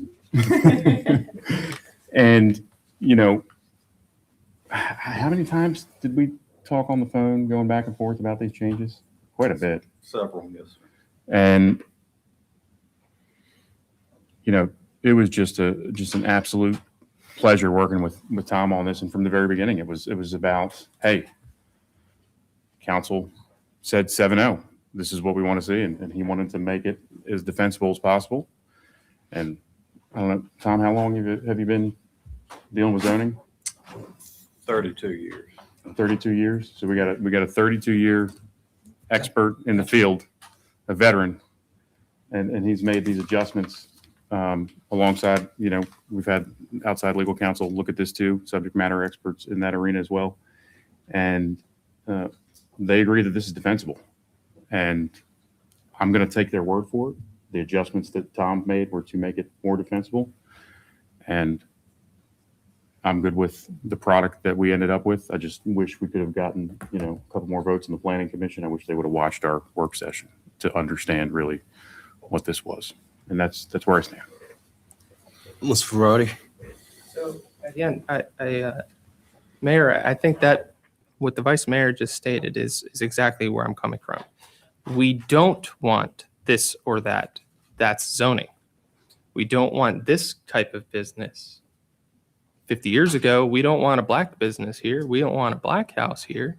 That's what it was. That's what it was. That was the weapon. It's true. That's why we have Ward 2. ABC stores. That's why we have Ward 2. That's why we have 4 wards and 3 at large. It's because of some of those things. Personally, I think zoning is dumb. I don't like it, but I understand what it's supposed to be used for. But what was framed before us is exactly where I'm coming from, is to restrict X, Y, or Z, not permit X, Y, or Z in certain areas. That is a totally separate, totally different way of looking at it. And that's where I'm coming from. This council is considering putting this forward for a public hearing in a negative sense. That the proposal can say that we're allowing it in 0.2% of the city all day long. But that's not what is being said by the legislators. That's exactly what we're saying. That's not what I'm hearing, Mayor. And so I would humbly submit we need to rethink this.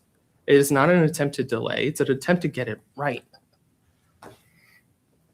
And Mayor, I'm ready to work on this. I want to work on this.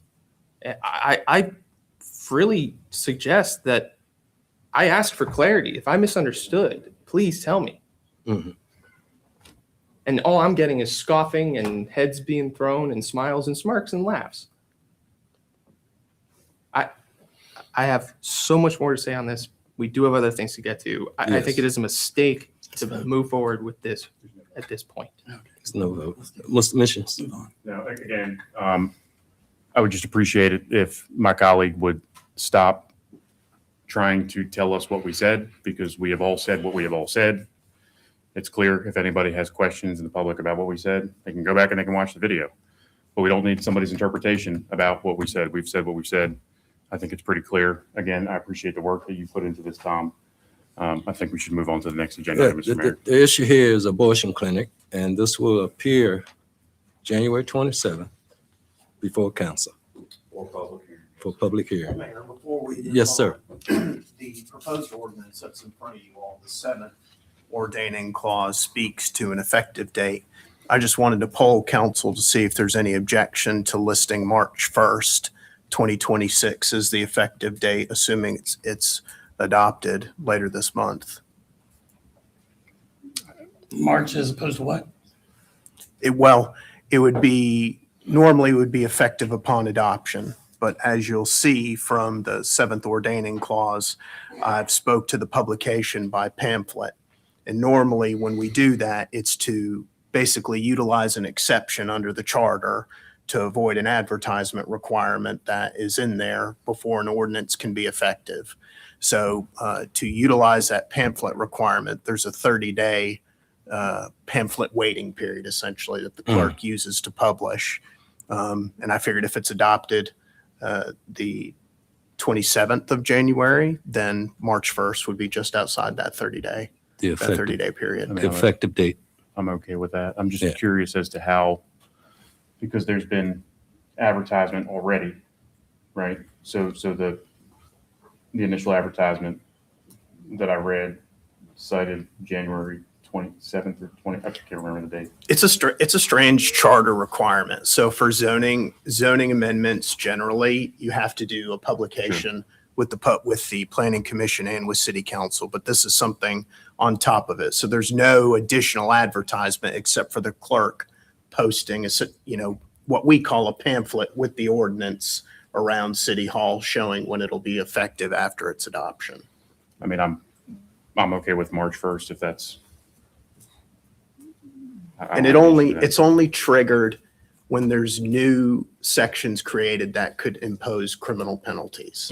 That's when that is triggered. So there's a lot of exceptions, but because this is one where we have a new section that could impose criminal penalty, that's why I was suggesting. What's the criminal penalty that would? It would be a zoning violation. Oh, gotcha. It would be a zoning violation if someone violated it. Okay.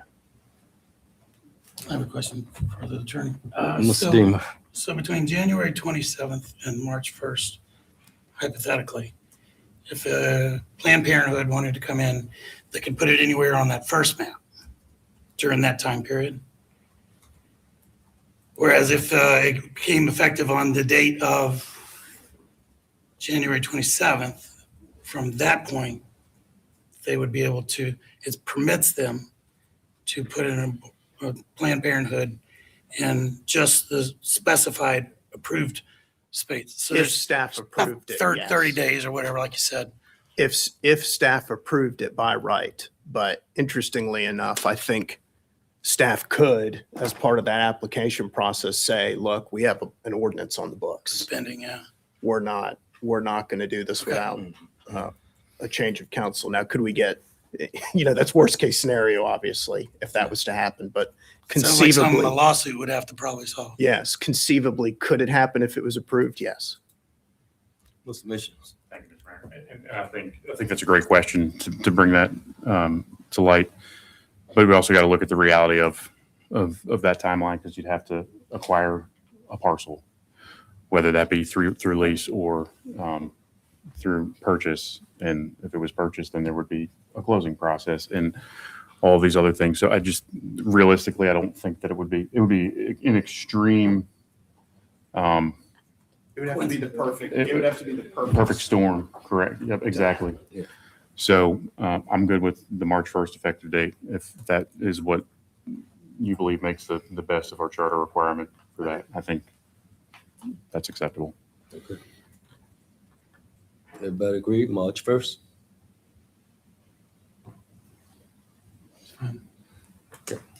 Thank you. Thank you, Mr. Martin.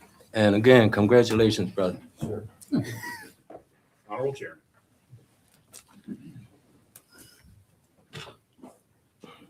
Number 5, Councilmember Ferrari, redistricting resolution. Councilmember Ferrari. Thank you, Mayor. This was brought in a hurry, I want to say late October. Of October. So this is just going through the official process. It is pretty simple. It speaks to what has been pretty clearly the intention of Richmond to undermine the 6th section of Article 2 in the Commonwealth's Constitution that was ratified by the voters just a few short years ago. And it deals with redistricting for the congressional offices. I see this as a legitimate threat to the city of Lynchburg. I see it as a diluting the influence that the city has currently on the 5th District of Virginia.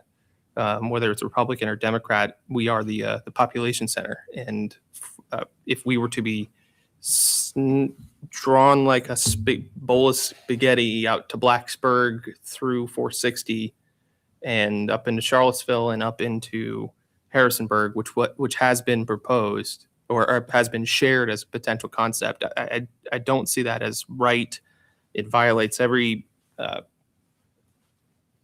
that is supposed to be good about the way America and Virginia does its processes. With that being said, The resolution before you tonight simply expresses three things: that we support the Constitution of Virginia as it stands, we oppose any attempt to remove or amend that section of the Constitution or the processes that it lays out, and that we affirm legislative districts at all levels of government that are compact, contiguous, and comply with applicable law. It does finally share our intent to oppose unconstitutional or illegal redistricting and its related processes where necessary, to also may use such legal means as appropriate, including without limitation court action to challenge that process that may be adopted. There's more to this. The bottom line is this: Richmond is slated, the rumor has it, and it's pretty accurate, that this will be taking place very early in the legislative session, if not this week, definitely next. And then the Democrat leadership in Richmond is going to turn right around and put it on a random day in April for the Commonwealth to vote on, as opposed to putting it like most constitutional changes to be done in December, when most people actually go, November, when most people go to vote. Needless to say, I think this is critically important. It speaks to something that I think every person in Lynchburg would agree with. The voters adopted this, overwhelmingly so. And I think Lynchburg should be leading the way on supporting compact and contiguous districts, the process that was adopted, and standing up for what's right. I'm happy to answer any questions, Mayor. Ms. Timmer, I'm in favor. Mr. Missions? I do have actually two questions about this. One is, and I'm trying to find it on the Department of Elections website, but you've got cited here 12,042 Lynchburg voters approved it, but on VPAT, it says 26,436 for that, that voted for it. So May I respond, Mayor? Yes. That was the total vote. no, it says 7,842 against. I'm looking at Lynchburg City on VPAT results right now. We can clarify the numbers if we need to, but it Yeah, I doesn't think- take away from the premise. I looked at No, I just want to make sure it's accurate. I That's looked all. at the Department of Elections website. So that's one thing, one concern that I have is just making sure it's factually accurate. The second question I have is, do we know if there's any active litigation right now against this? Or is it all been thrown out? Do we know about that? Matt? The last time I checked, there was a request for declaratory judgment in Tazewell County, but I haven't followed up on that case.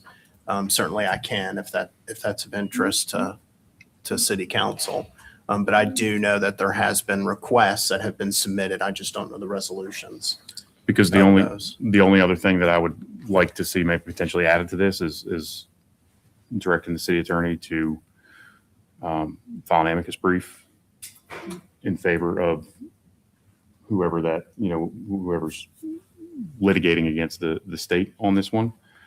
And if we have to get outside counsel to do that, I'm favorable to that as well. But to actually file, other than just telling Richmond, hey, we don't want this. I would also like to see us tell the courts, wherever, if there's a venue where this is being heard, that Lynchburg doesn't want this. And that's all I have to add. Ms. Timmer? I think that's a good point. I don't know that necessarily needs to be in the resolution. I think that's a great point. I'm comfortable with the resolution as is. Mr. Wilder? Thank you. I'm just trying to get clarity. Now, as far as, I know what happened in Texas, what President Trump wanted Texas person to redistrict. Is this what Virginia is doing, a similar thing? Is it what the... Exactly. Mayor? Yes, sir, Mr. Ferrari. It's connected. I believe this stance would actually signal to Texas that what they're doing would be wrong as well. I think personally, legislative districts should be compact, contiguous, and represent parties of interest. communities and so forth. Personally, that's where I'm coming from. So I think both sides are wrong in this case, and we Okay. should stick to what the voters adopted in the Constitution. So it's similar, but it's saying, hey, wait a minute. I would say just because Texas is doing it doesn't mean we should. Two wrongs don't make a right. Okay. I guess it's retaliation to what Texas did. So basically, The state. that's what That's President what wanted them to Richmond do. is considering right now. Okay. Yes. As a response to what the president wanted. Okay. Thank you. And the state of Indiana shot it down. Okay. Thank you. Ms. Timmer?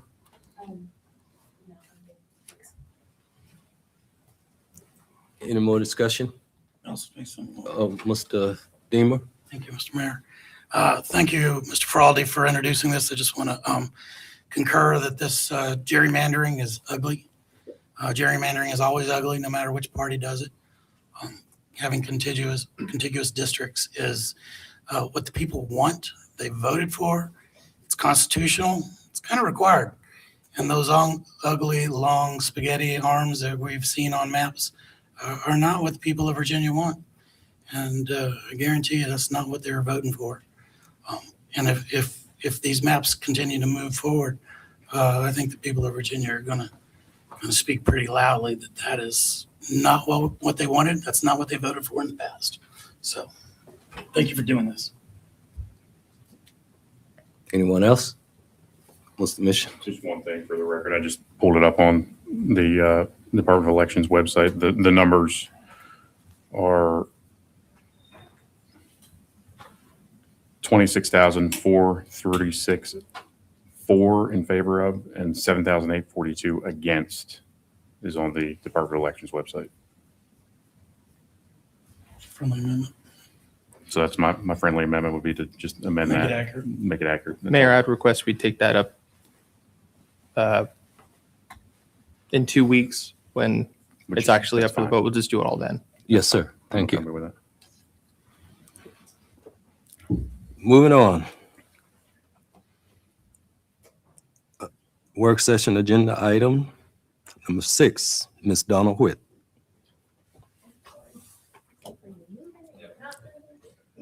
Yes, sir. Mayor, if I may, while Ms. Witt is going to the work session table, at the outset, we had some firsts, right? We have a new person working behind the scene. We talked about Philip Spinner, who's going to retire as of the next meeting. I thought coming ahead. to say what you're about to say. Ms. Donna Witt will retire from the. Can't even say. At the end of the fiscal year. And so I just thought to say as such, we're going to have plenty of time, plenty of opportunity to work and be with her. And I will highlight that she's found, although they've been discontinued, she has found gobstoppers. So we're in good stead for this next I will budget. make it through my last Yes, budget. yes, so- I have gobstoppers. So thank you, Mayor. Thank you all and good afternoon. So this is probably not as much information that you're really looking for, but this is going to be highlight kind of where we are as we start this next budget season for fiscal year 2027. So as an overview, just want to talk briefly about where we are in fiscal year 2026 financially, and then what I know now for 27 and kind of what we're looking at. So for our 26 revenues, real property and personal property taxes through December are tracking very close to the adopted budget, which is good. Our consumption tax revenues through September, you realize those are reported 2 months in arrears. So we, in September, they were tracking just slightly above budget, except for lodging tax. However, October, we had an amazing month. So those numbers will go to the Finance Committee in a couple of weeks. But we had a lot of special events in October in our city, including the Disc Golf Pro Tour Championship. I hope y'all got to go to that. It was amazing. And brought a lot of people into the city, and we really had a great month in October. I have preliminary numbers for November as of yesterday, and we're kind of back to where we were. So, but very thankful for October. So we won't get our December revenues until about the second week of February. And those are really critical to kind of tell us what's going on the economy here in Lynchburg related to the holiday spending. So looking forward to get those numbers. But staff, we really closely watch our consumption tax revenues because it really gives us kind of the heartbeat of the economy here in Lynchburg. And we work closely with Commissioner Revenue as well as Margette's Upshur staff in economic development about what kind of special events and things there are. So it's something I really enjoy. So we do watch those closely. So our expenditure update, we're tracking very close to our budget. Things are good. We're watching our vacancies and seeing how those are tracking. One thing I want to give you a heads up that's coming in just a couple of months, we're going to need to take out our line of credit with permanent financing. So we will be issuing bonds in the spring of 26. We're working with our financial advisors to figure out the best timing of those bonds, watching interest rates and when's the best time to go to the market. But our line of credit does expire in June of 26. So we need to make sure that permanent financing is in place before that. So more information about that will be coming to council. For fiscal year 2027, budget instructions did go out. They were due back to staff the middle of December. We asked all departments to zero base their budget submissions, but they couldn't turn in a budget that exceeded their 26 budget allocation. So we were really looking for flat budgets. So if anything was contractual or inflationary, they had to be absorbed within that allocation. That's not happy people. So, and then if you have a new program or a service that you wanted to do, you had to figure out how to do it within that flat budget. So maybe you stopped doing something to do something else. We didn't have a lot of that, but we really were looking for flat budgets. So our revenue outlook, of course, it's very early on. This is working with Commissioner Revenue and trying to look back at history and look forward to things we know, don't know. These are very early first blush. So our real estate tax revenue is projected to increase slightly for new construction. It's not an assessment year, we realize that. So it is just based on new construction. Personal property tax is looking pretty healthy because the cost of new vehicles. And it looks like lots of people are buying new vehicles. So that's a good thing. Our consumption tax revenues we don't really have a reason to see growth in those because this year they really are pretty flat. We don't have a lot of growth there, so I don't want to get out over my skis and say, oh, wow, 27 is going to be amazing, because I don't think it is. So we're looking at relatively flat there. So we're not getting that revenue that we really count on to do new initiatives or some of the things that we've gotten used to. Our revenues associated with the new amphitheater are conservatively projected. The planned opening is in the spring of 26. So for 27, we will have a full year of operations. So looking forward to see how that plays out. And then, of course, we have General Assembly action, and those are completely unknown at this point. So those always play into how we balance the proposed budget, but just really don't have anything there yet. So these are things that we do know in expenditures that we're having to absorb. So our debt service, including the fire apparatus that we have on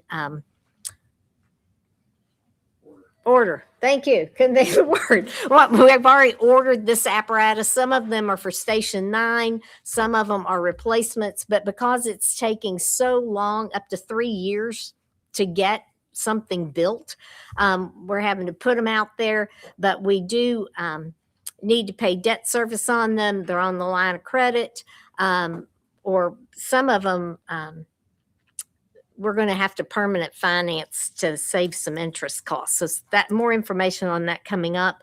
But because of the new police building, the transportation projects and other things that are on that line of credit that have to be permanently financed, and how we've structured our bonds, previous bonds, we're thinking we're going to need about 2.3 million in additional debt service. The new fire station lease was not in, part of that was in the 26 budget, but we're going to need about $400,000 more as we look to start really those negotiations. That's a guess. A lot of these are estimates. Public Works, we know we have an increased per ton tipping cost in the range of about $84,000. The Commonwealth's Attorney's Office has let us know that the software that they use for body-worn cameras, there used to be no cost. They were kind of piggybacked to the police contract, and they have been notified they're going to have to start paying for that. So it's a $61,000 there. The city assessor in reassessment years has to send out the printing and mailing of those notices. So those are in our odd years. So that's about $31,000 that he wasn't able to suck up in his budget. And then the registrar has some operational increases that he knows about that he let us know about $31,000. The other big unknown here that we won't know until later this month is our VRS contribution rate. They're bragging that they have this great return on investments, but that usually doesn't mean that we're going to see a lot of savings there. So we're hoping for flat here. So a little bit of savings would be huge, but hoping for at least flat. So, but again, we don't know what that number's going to be yet. So, in order to do the next step in a progression for the public safety pay plan would cost about $900,000. That's in addition to what was paid for in 26, because this is the next step. A 2% cost of living increase for general employees is about 1.2 million.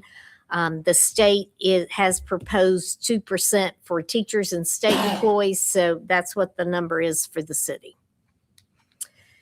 And for Lynchburg City Schools, that our local portion for operating is to be determined. Dr. Majette has let us know it's going to go to the school board for discussion on January 20th. So we will have that number when that becomes public.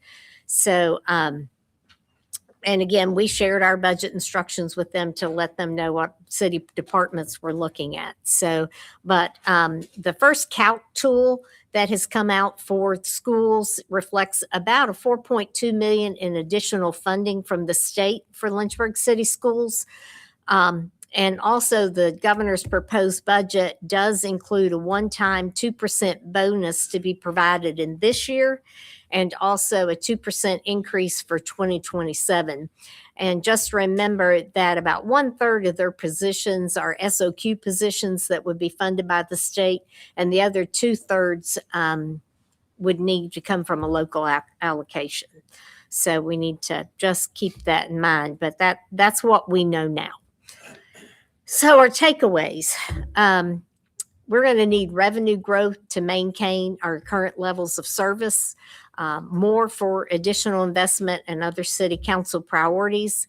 The anticipated growth in tax revenues that we're seeing right now and can project really is we're using those to cover that list of expenditures that we've got to cover this year, the debt service and those other expenses. And without additional consumption or property tax revenues, funding for a pay progression for public safety or a cost of living for staff, it's just really not available. I know you all get tired of me saying it, but the only way that we were able to put all that money in what was needed for public safety was our growth in our consumption tax. And as that has slowed considerably, that revenue's it's just not there that we're seeing to be able to do that. So that's kind of where we are first blush. So happy to answer any questions. Mr. Ferrari? Backwards. Backward, we can go backwards. Okay. Well, I'm starting right at the back. Yeah. The pay progression plan for public safety, that's non-negotiable. We got to do it. We got to figure out how to do it. I don't know if that's focusing and prioritizing what we're doing in capital, even though capital is one time, and how do we, it's just such a puzzle. All of the things, we've got to figure out a way to stay competitive with that. We made such progress on it. I hate to see us fail on that front. Can you go back one more, Donna?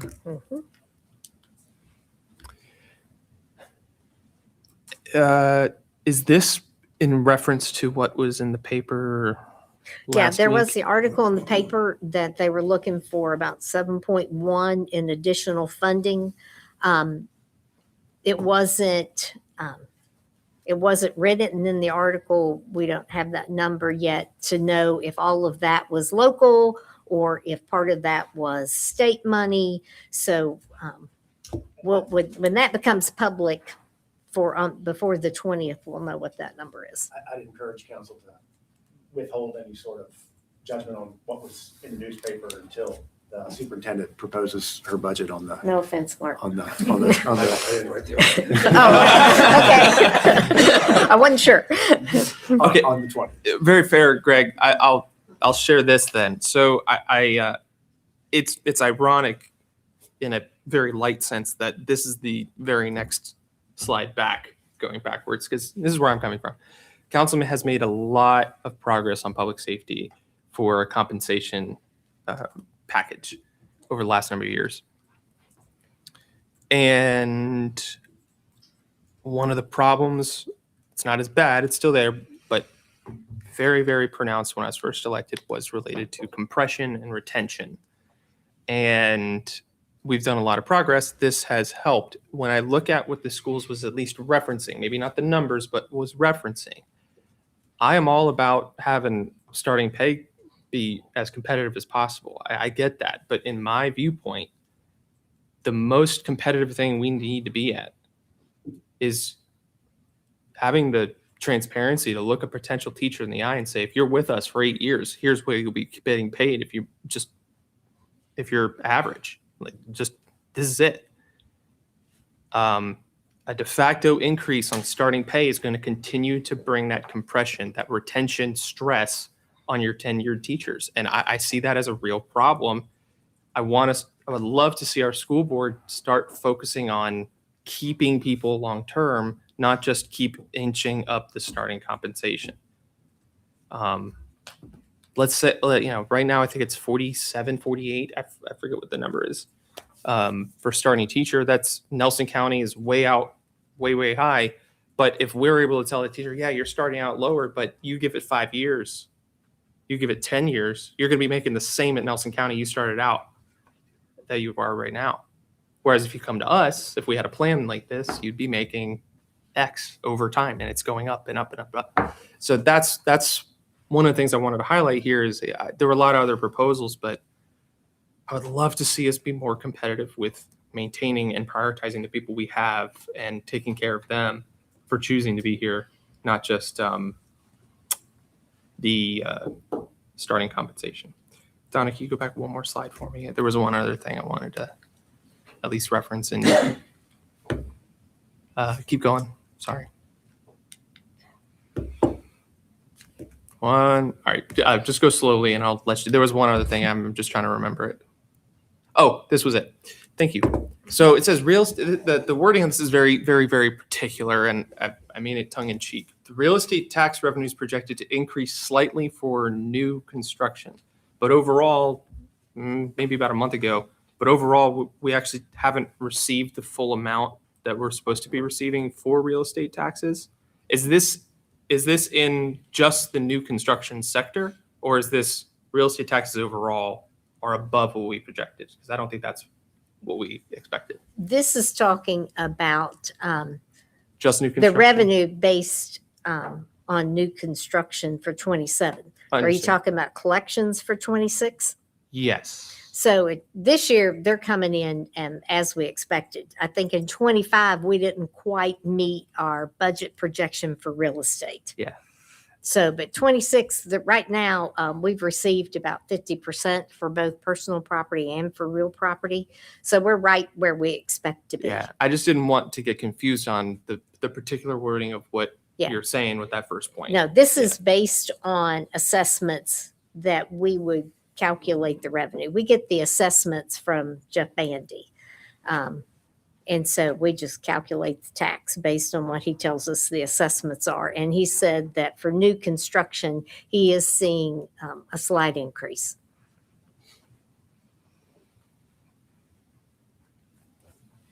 Mr. Mitchell?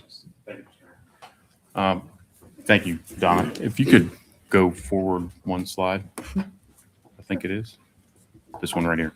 So that debt service number, so you're projecting we're going to need to spend an additional 2.3 million for debt service. That includes the fire apparatus that we haven't received yet. So that's debt service overall, correct? That's not just. Well, and this really is based on what we've already borrowed. So previous bond issues, what we have bond funded as far as fire apparatus to date. We are looking at ordering a couple of fire apparatus that were appropriated in 26. There's a request for more fire apparatus in 27 to be ordered, but all that would be debt service because, most of those, trucks, $2.3 million. I guess the question I'm asking, this debt service encompasses not just fire apparatus. That's Oh, no. This is all. This Correct. is all the previous bond issues based on the amortization of debt schedules. And Does this include the projected 1.5 million in debt service for the library and pool that was in our last CIP? no, because that will be part of the line of credit that we take out in the spring. So we need to figure that into that number. We have a guesstimate in there of how the line of credit's going to fall out into amortizations. But sometimes the first year we don't pay principal, we just pay interest only, just depending on what's happening in the market for the bonds and that type of thing. So I'm not that far yet. Do we know what kind of debt service we're anticipating clearing up? Do you have anything? No, we do have some that falls off, Sure. but that's kind of the net right there. So that's the net right there. And then how many more years before we have to start paying that debt service on the pool and the library? Do we have an idea on that? It'll either start in we put it on the line of credit. Okay. So we don't pay any principal on that until we permanently finance it. Sure. And then we're only paying interest on it as we draw it down. So I know the library's kind of gotten a little bit started, the pools, some design work, that type of thing. So we really don't have much on the line of credit that will be permanently financed in the spring. Got It'll it. probably be 28 and primarily 29. Yeah. Okay. Right. So then we're looking down the road at Yes. more on yeah, that. a couple All of right. years.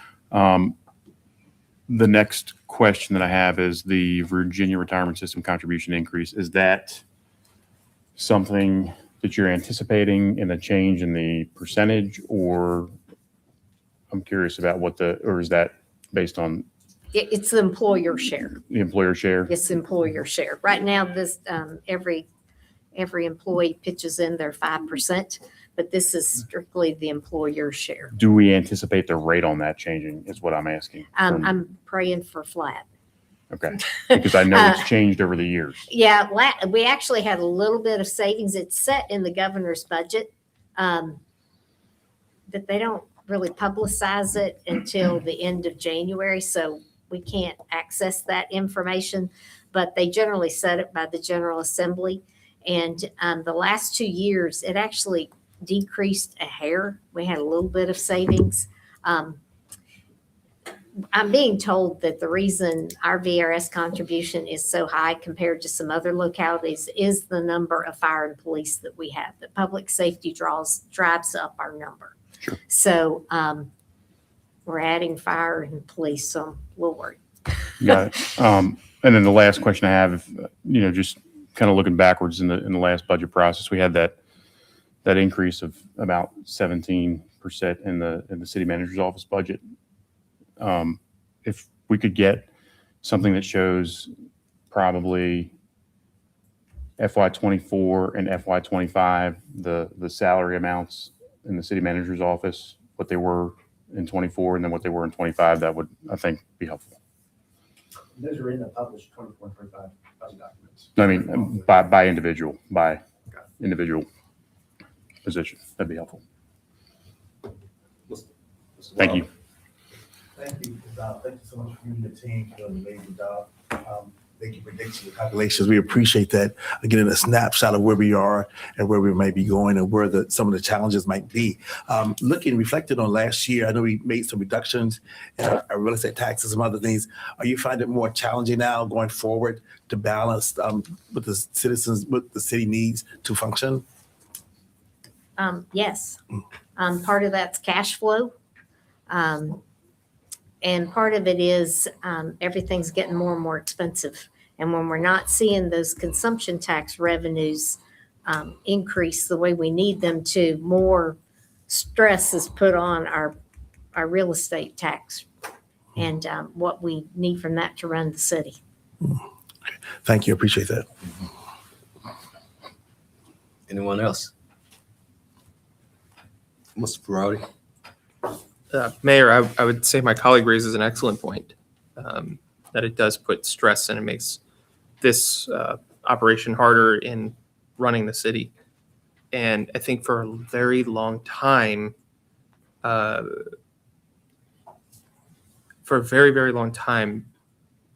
this council, and I say this meaning the council, wasn't willing to entertain tightening the belt, focusing on what really we need to be focusing on, and lowering tax rates, whether you voted yes this past year or no, or over the last number of years. Everyone here has voted for lowering rates at some level. And where I just want to submit for the record, when those consumption taxes are not coming in as much, Mayor, that's an indication that we do need to continue to focus on the things that are our core responsibility. And that does mean tightening the belt. It's unfortunate, but a large part of our tax infrastructure is based off of consumption. Mm-hmm. And when that's not affording the city to be doing the things that it wants to do, we need to focus on what we need to do and the most critical things. And at least that's my takeaway from this and going into the next budget session.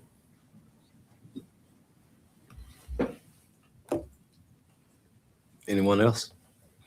Mr. Mission. Thank you, Mr. Mayor. I guess something else that would also be helpful would be to see a projection of anticipated operating budget increases for the amphitheater, anything for the pool, and then also for the library.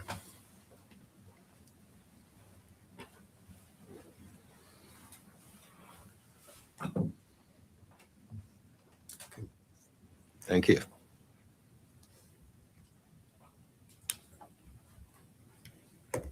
Thank you, Ms. Witt. Mm-hmm. Thank you. Thanks. Congratulations. Actually, I have one more. Go short. Sorry. Ms. Reed? Can you, I have lots of things to say to you, but I'll say another time.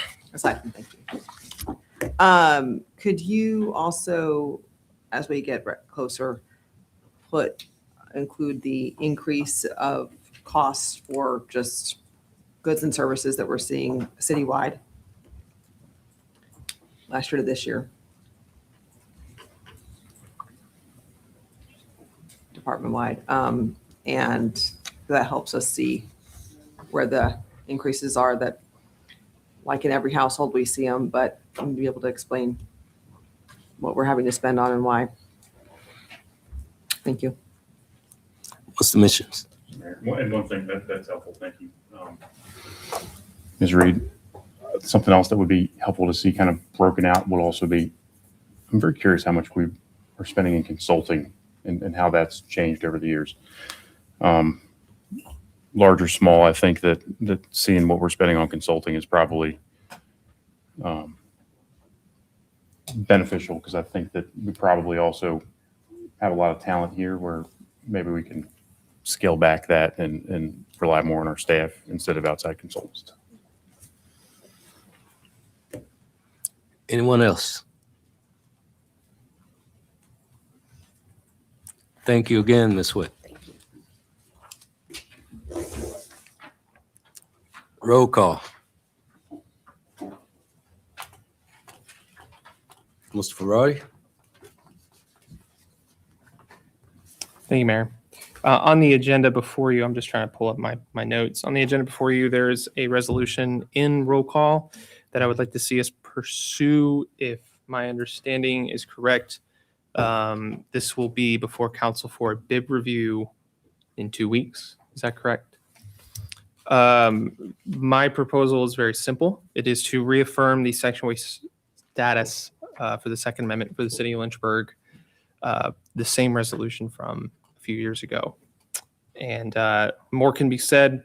I don't want to take us away. We do have a number of closed session items to go through, but the resolution is included. If you want to see it, it's there for you. And I'm looking forward to that discussion in 2 weeks under the business item briefings. I have a couple of other items very briefly. This past week, it was National Law Enforcement Appreciation and Enforcement Appreciation Day.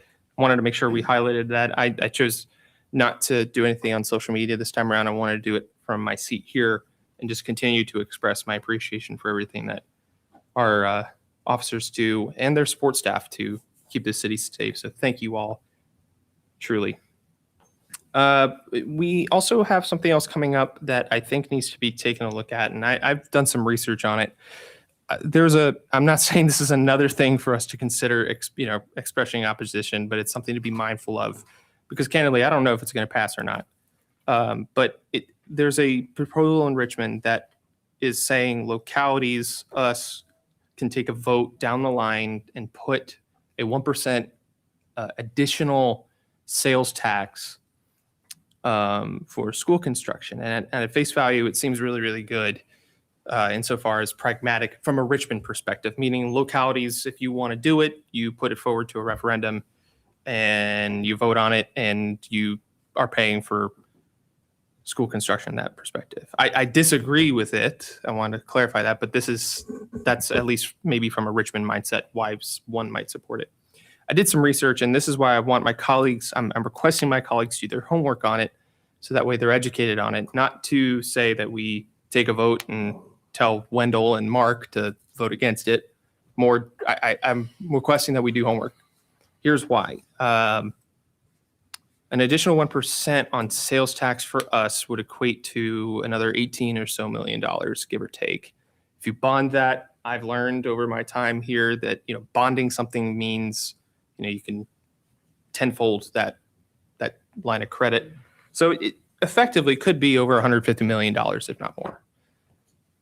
Just on the math, it seems to make sense. In principle, I disagree with it because the Constitution of Virginia says that it's the responsibility of the General Assembly to be providing for a quality education system. And I did some digging, and I'll be closing with this, Mayor, so I'm not dominating all this, but I did some research.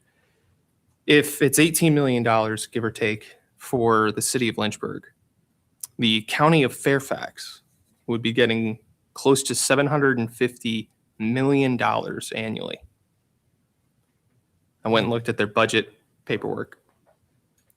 Here's what that means. The county of Fairfax, I'm not making the numbers up, would have over $7.3 billion to access for bonding their capital infrastructure for schools alone. $7.3 billion. And the discrepancy of what a city like ours, let alone our surrounding counties, on what that would mean is astronomical. And when that clicked, I was like, look, I know we have our disagreements. I know we have our personalities, but guys, please research this because this is likely to be coming down our path. And we need to be ready for the conversation about what this really would actually mean because we would lose people. And it turns the topic of education into the wealthy and the population centers and the not. Mm. And it's scary. I remember when I worked in the General Assembly, there was a senator who made a very impassioned speech from Southside about how they have one outlet in a modern day classroom. The heat didn't work, and they had at least 10 buckets in one classroom just to collect rain from a bad roof. But meanwhile, under this proposal, Fairfax would have access to 40-fold what Lynchburg would have. And it's scary to contemplate the inequity, to use a term that is thrown around a lot. So I think there's a better proposal. I've done some research on that. I'll leave it at that for now. Please do your homework, folks. It's going to be very tough conversation, but be prepared. Thank you, Mayor. Yes, sir. Ms. Reed? Just a couple things. Happy New Year to everyone. Good to be back. I wanted to just make an announcement for the Lynchburg Regional Business Alliance. There has been a lot of discussion about data centers recently, and they are having a breakfast tomorrow morning and then a summit. The breakfast starts at 7:30 and then the summit starts at 9. It's called Virginia's Emerging Industry Summit, Discover the Future of Data or Data Center Growth. In my house, we have a debate over pecan and pecan. So however you want to say it, data, tomato. I think it's very good if you're able to make it, just because it is a topic of discussion. They're coming our way, whether we like it or not, whether we vote for them or against them. Eventually, they're going to make them in the direction of the land around us. So I think it's a good thing for us to educate ourselves on, because, like I said, they're coming our direction. So if you can attend it, great. And I think education is key on a lot of these issues that we're seeing, whether they're in our city, but in our, in the region. We need to know what we're facing, because they are all over Northern Virginia. And it's another one of those issues where they do bring a lot of revenue, but there's also some cons as well that if you talk to people who live up there, aren't thrilled about. So we do need to know what we're dealing with, because I believe that need to be good neighbors to our fellow our counties and knowing what they're dealing with, but also understand what's going to be coming in our direction as well, because they will, but understand what the good and the bad of both. So just wanted to give a plug to that. And that's all I have. Thank you. Thanks. Dr. Wilder? Yeah, thank you. Just real quickly, briefly, excuse me. I understand they might be cutting bus service on Sundays. They're looking at that, I think, because of lack of drivers. I'm not sure if someone mentioned that too. Is that correct? There was a press release that GFTC posted, I believe, yesterday, that because they can't find enough qualified drivers, they're having a hard time being able to provide the level of service that they plan for. It requires, I think, a public hearing with the community around their plans, and that's moving forward. So maybe when you get that word out, they need more drivers for the bus service, because it's important for persons who are working on weekends, things like that are really crucial. Also, condolences go out to the family of Arthur Johnson. Growing up in Lynchburg, he was one of the main ones doing African dance and bringing in the African culture and educating our students in our school system and all over our city.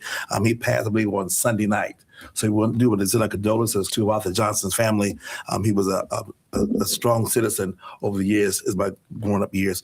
There's 2 celebrations for Martin Luther King's birthday that I know of. I know there's Martin Luther King Council has had one on January the 17th at the Business Center. And also there's one at Randolph College on January the 26th. They're bringing in Stedman Graham as we guest speaker at Randolph College. Also, congratulations to Hayden Robertson. He received the Mark Spain Award, so we congratulate you on that award. Mark Spain was an amazing citizen in Lynchburg, so we're honored that he received that award. Thank you. That's it. Ms. Timber? Mr. Mitchell? Thank you, Mr. Mayor. A couple things. First thing I want to do is I want to congratulate 3 young men from Heritage High School, Brendan Lee, Alex, I hope I get this right, Funtukas, and Avery Pryor for committing to either VMI or enlisting in the armed forces. So I appreciate that and them taking that step. So just want them to know that Lynchburg appreciates them taking that life of service and taking that path. Second thing is, it's been a while but also want to congratulate the football teams at Heritage and LCA for their effort in the playoffs. They didn't bring us home a state title, but next year is another year, and I think that we need to equip them to do that. So let's make sure we can bring a state title back to Lynchburg between one of our 3 high schools. Trying to think, I thought there was something else, but that's nope. I think that's it. Thank you.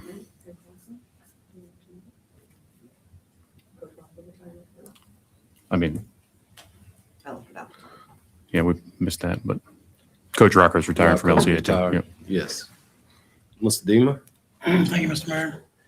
I've started paying a lot of attention to streetlights, and I know I've tried to bring some attention to how many are out, and I want to continue to do that and work with staff to try to remedy the situation. But beyond that, I want to figure out kind of how we got here, because I've counted almost 500 lights out, and I haven't even covered maybe a third of the city. But that's public safety. That's what that is. And I want to make sure we get the lights lit. So not only how can we fix this, number one, but how did we get here, number two, and how do we keep it from happening again, number three. So I think this gives us an opportunity to show the citizens of Lynchburg that we love them and we care, and we want the lights on. And I appreciate that we're going to have AEP speaking with us. Look forward to that. Look forward to a full briefing. I've got some pretty detailed questions that I've shared. And if anybody wants to see the Google Maps with the pins where they are, happy to share all that. I've tried to share it online. But I've got a lot of good feedback. People are very hopeful that their lights are going to get back on. Some of them have been on off way too long. The second issue, I'm joining with Councilmember Feraldi to try to make sure we recognize an important anniversary that actually just passed on the 10th. It was the anniversary of us passing the first Second Amendment sanctuary resolution in Lynchburg. As many of you remember, that was the largest city public hearing in the history of our fair city. And a lot of us showed up at EC Glass to make our voices heard that evening. Republicans, Democrats, men, women, everybody concerned about public safety and ability to have self-defense to protect your family. Showed up that night and spoke quite loudly and almost unanimously that they wanted that resolution, and we finally got it. And we were one of 120 localities in the state that did it. I think the time is right to do it again, and I appreciate Mr. Feraldi's bringing this issue forward. The reason it's important is I've looked at the bills coming out of Richmond, and some significant dangers that are coming out, and some basic ignoring of the Supreme Court rulings that have come out in Bruin and others that said if this wasn't a law back when the country was founded, we're not going to do it now. But again, they're pushing more laws, some of them very similar to the reasons that caused the initial one. So I hope we are all wide awake and that we send a strong message again to Richmond that we are not compromising on the Second Amendment. That's a constitutional right given to us by God, and we're not going to negotiate that away, and you're not going to legislate it away. So that's way too foundational to our country. It's the reason we're here. The Second Amendment's not about deer hunting. It's about a tyrannical government, and the only thing that keeps tyrannical governments in line is a well-armed people. And that's what we have in Virginia already, and any attempt to change that, I would consider that very unfriendly. So hopefully we can come to agreement, Chris, on the language and put forward a good, strong, indefensible Second Amendment resolution. Thank you. Thank you. Mr. Ferrari, you want to speak to your sanctuaries? You good? I did at the start of my Okay. comments. Thank you, though. Okay. Thank you. I have no items. Moving to closed session. This is agenda number 8, 9, and 10. Consideration of the first reading. Discuss lease or disposition of publicly held or city-owned real estate where competition or bargaining is involved, and where discussion in an open meeting would adversely affect the bargaining position of negotiating strategy of the city pursuant to section 2.23711A3 of the Code of Virginia 1950 as amended. The subject of the closed meeting being specific to the leasing property, the Lynchburg Regional Airport, and consideration of a closed meeting to discuss the investment of public funds where competition or bargaining involved, where if made public initially, the financial interests of the city would be adversely affected pursuant to section 2.2-3711A6 of the Code of Virginia, 1950 as amended. The subject of the closed meeting being specific to contractual negotiations regarding city solid waste disposal, and consideration of a closed meeting to discuss appointments for the vacancies to the following boards and commissions: Greater Lynchburg Transit Company, Lynchburg Redevelopment and Housing Authority, Lynchburg Parking Authority, Social Services Advisory Board, Blue Ridge Regional Jail Authority, Planning Commission, Lynchburg Regional Airport Commission, Community Development Advisory Committee, and Horizon Behavioral Health Board of Directors pursuant to section 2.2-3711A1 of the Code of Virginia, 1950 as amended. Thank you. May I have a motion to go into closed session? So moved. Second. We're now in the closed session. Is there any discussion? Councilmember Mischins? Yes. Councilmember Reed?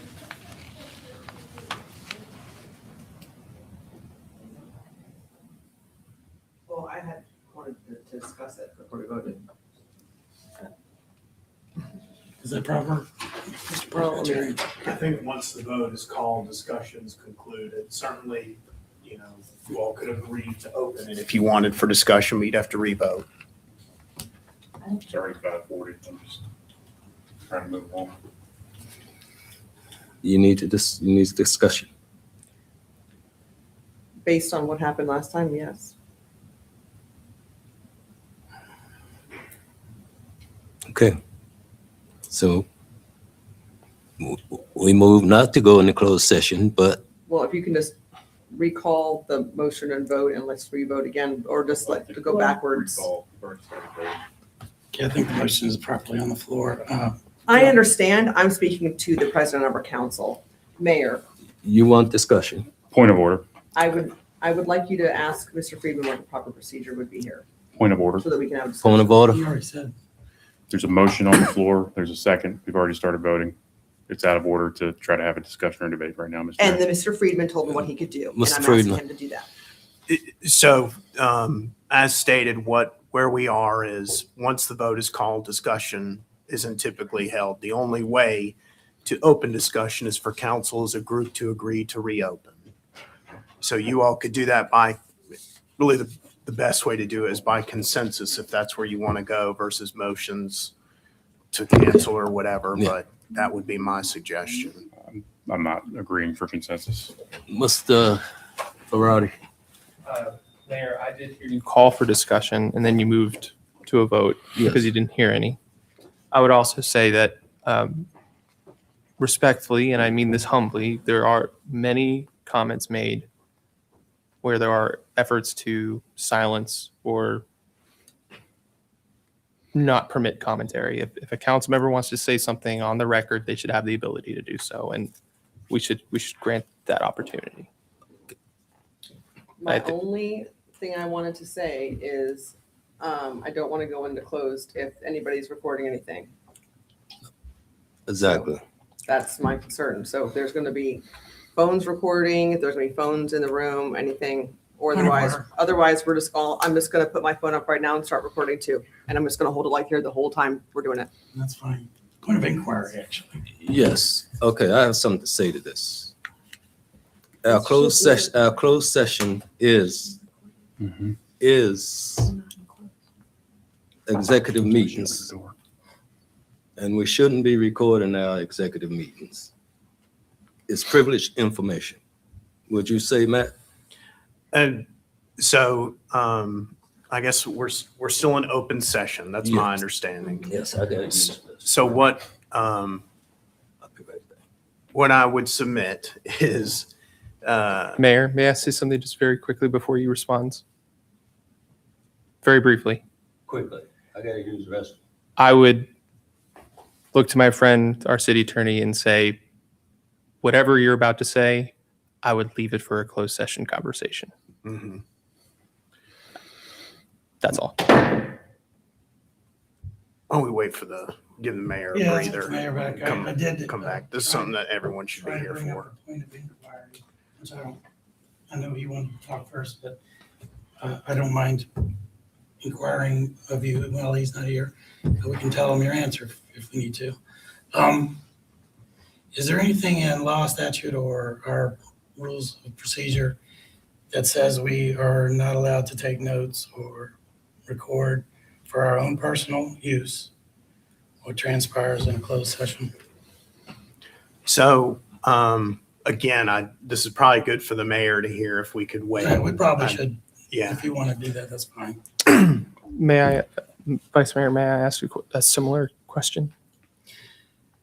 At this point, I'd probably say it's advisable to wait for our mayor to rejoin us. I just want to You get, can do it, but. I just want to ask, Go ahead. put it on the table. Thank you. I would ask a similar question. If we go into closed session and a council member asks, am I being recorded? If someone is recording in that closed session, do they not have an obligation to disclose that fact? So No. it's a really good question. I think there's a twofold answer to it. You want to repeat the question for the mayor? Compelled speech. I tell you what, so this would be my suggestion. All right, if we want to talk about recording closed meetings, my suggestion would be is to also go into closed session under legal advice. So I would like to give some legal advice on that, and given some pending litigation that's going on, I would like to have that confidential among council members. Now, if their council wants to adopt a rule that speaks specifically to secret recording of meetings, they can. I think they can. Really, what I would submit, and the vice mayor had mentioned this, there is no personal use of recordings when we're talking about closed meetings. So anything that we have that's related to public business, it's public records. If you all want some type of process as it relates to keeping minutes or keeping record of discussions, the one that should be doing it is this lady right here. And I like how you backed up for that one. So what I would suggest is anything further we talk about, I think should be in closed session under legal advice. And I can set that for another meeting, or we could amend the agenda today to include it, whatever y'all want to do. I would Mr. Mayor, move on. We got a lot to do. I had a question that I was just a point of inquiry, and I did ask it while you were gone, but his answer that he just gave right now really wasn't my question. My question was pretty specific. Tell me one more time. Is there any specific code of Virginia or anything in our ordinances or anything in our rules of procedure that specifically forbids me from taking notes in a closed session or recording Yeah, for not my that own I'm- use? Not that I'm aware of, as long as it doesn't violate the It's for me. third-party recording rules. Right. Only for me, and I'm happy to disclose when I do it. But I was told by a member of this council I couldn't even take notes at one point, and I don't think that's true. And I think I just heard you say there's no code that says I can't record if I want to, as long as I don't break third-party recording laws in the Commonwealth. But I can, for my own use, record or take notes or any of these things. That's what I'm hearing. So what I would submit again, this is probably a discussion that's better for legal advice under a closed meeting. That's what I would suggest, given where I think something like this could go. Because again, this is really a policy decision of the city council. Yeah. Okay? Okay. Yeah. Before we make policy, I want openness and transparency, and that's why I'm asking the question. Now, before we go in and the people can't hear what we're asking, I want openness and transparency on what is the law now. Now, if we want to change things, of course we can do that. But we haven't done that yet. The law right now, as it stands, and I've been told I can't even take notes. That was wrong. I've been told not to record, but I'm going to record. If I need to record for myself, I'm going to do it. And I'm happy to tell that I'm doing it. But, I'm not going to disclose that to anybody. And there is no law or regulation or rules of procedure that says that I cannot do that if that is my desire. you have to remember you're using words like "for myself." So the thing is, those are not personal recordings. That's what you have to understand. So if you choose, whoever makes the decision to make a recording, in a closed meeting or in an open meeting, because you all are government officials, it is a public record because it pertains to direct public business. Now, as it relates to what you can do versus what you should do. So the thing is, I do think there's an argument here that as far as being public officials, you may not want to do surreptitious things or things that could be perceived as underhanded. That, I don't know the context of being told what you can or can't do, but I could certainly see the argument for not doing it for that reason. And that's why I think we should go into a closed session to talk more about that as far as what that could mean. And certainly policy could just be discussed out in the open as to how y'all want to proceed. May I say something for the record just before anything else is said on this point?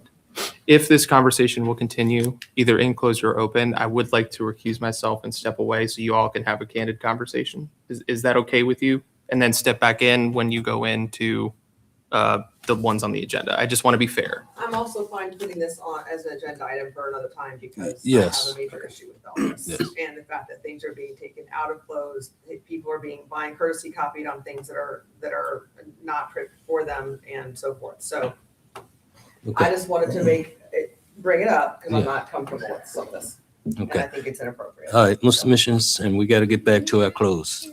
Sure, and I would prefer that we just move forward, but just to be clear too, people may have legal advice that exists to make sure they are recording everything inside these walls. And I'll leave it at that. Matt, I guess you'll take a deeper look into this I will. and find Yes, out sir. what we can and cannot do. And what I can do, Mayor, like I said, I'm happy to put a closed session on the 27th, if that would be okay. We can talk further about the issues. It doesn't need to be in Doesn't need closed to be in session. closed. I don't think it qualifies to be. in Yeah, it's a closed. policy We issue. can put it on the close if we'd like to. I don't know why you think. No, it has to be in requirements of the state. Yep. 5 requirements have to be stated in the reason before we go in. We have to vote. This is what we're going to talk about. And it has to meet those 5 requirements, one of those 5 requirements. Maybe it does. But, yeah, it has to. I'll request your close. Thank you. We can go ahead. Okay. Continuing with the vote, so I have, just want to start over, Councilor Frawley? And this is for just the 3 we have on our The agenda. 3, that's Yes. correct. Councilor Missions? Yes. Councilor Reed? Yes. Councilor Timmer? Yes. Councilor Wilder? Yes. Vice Mayor Deemer? Yes. Mayor Taylor? Yes. The motion passes. Now we're in closed session. We do have.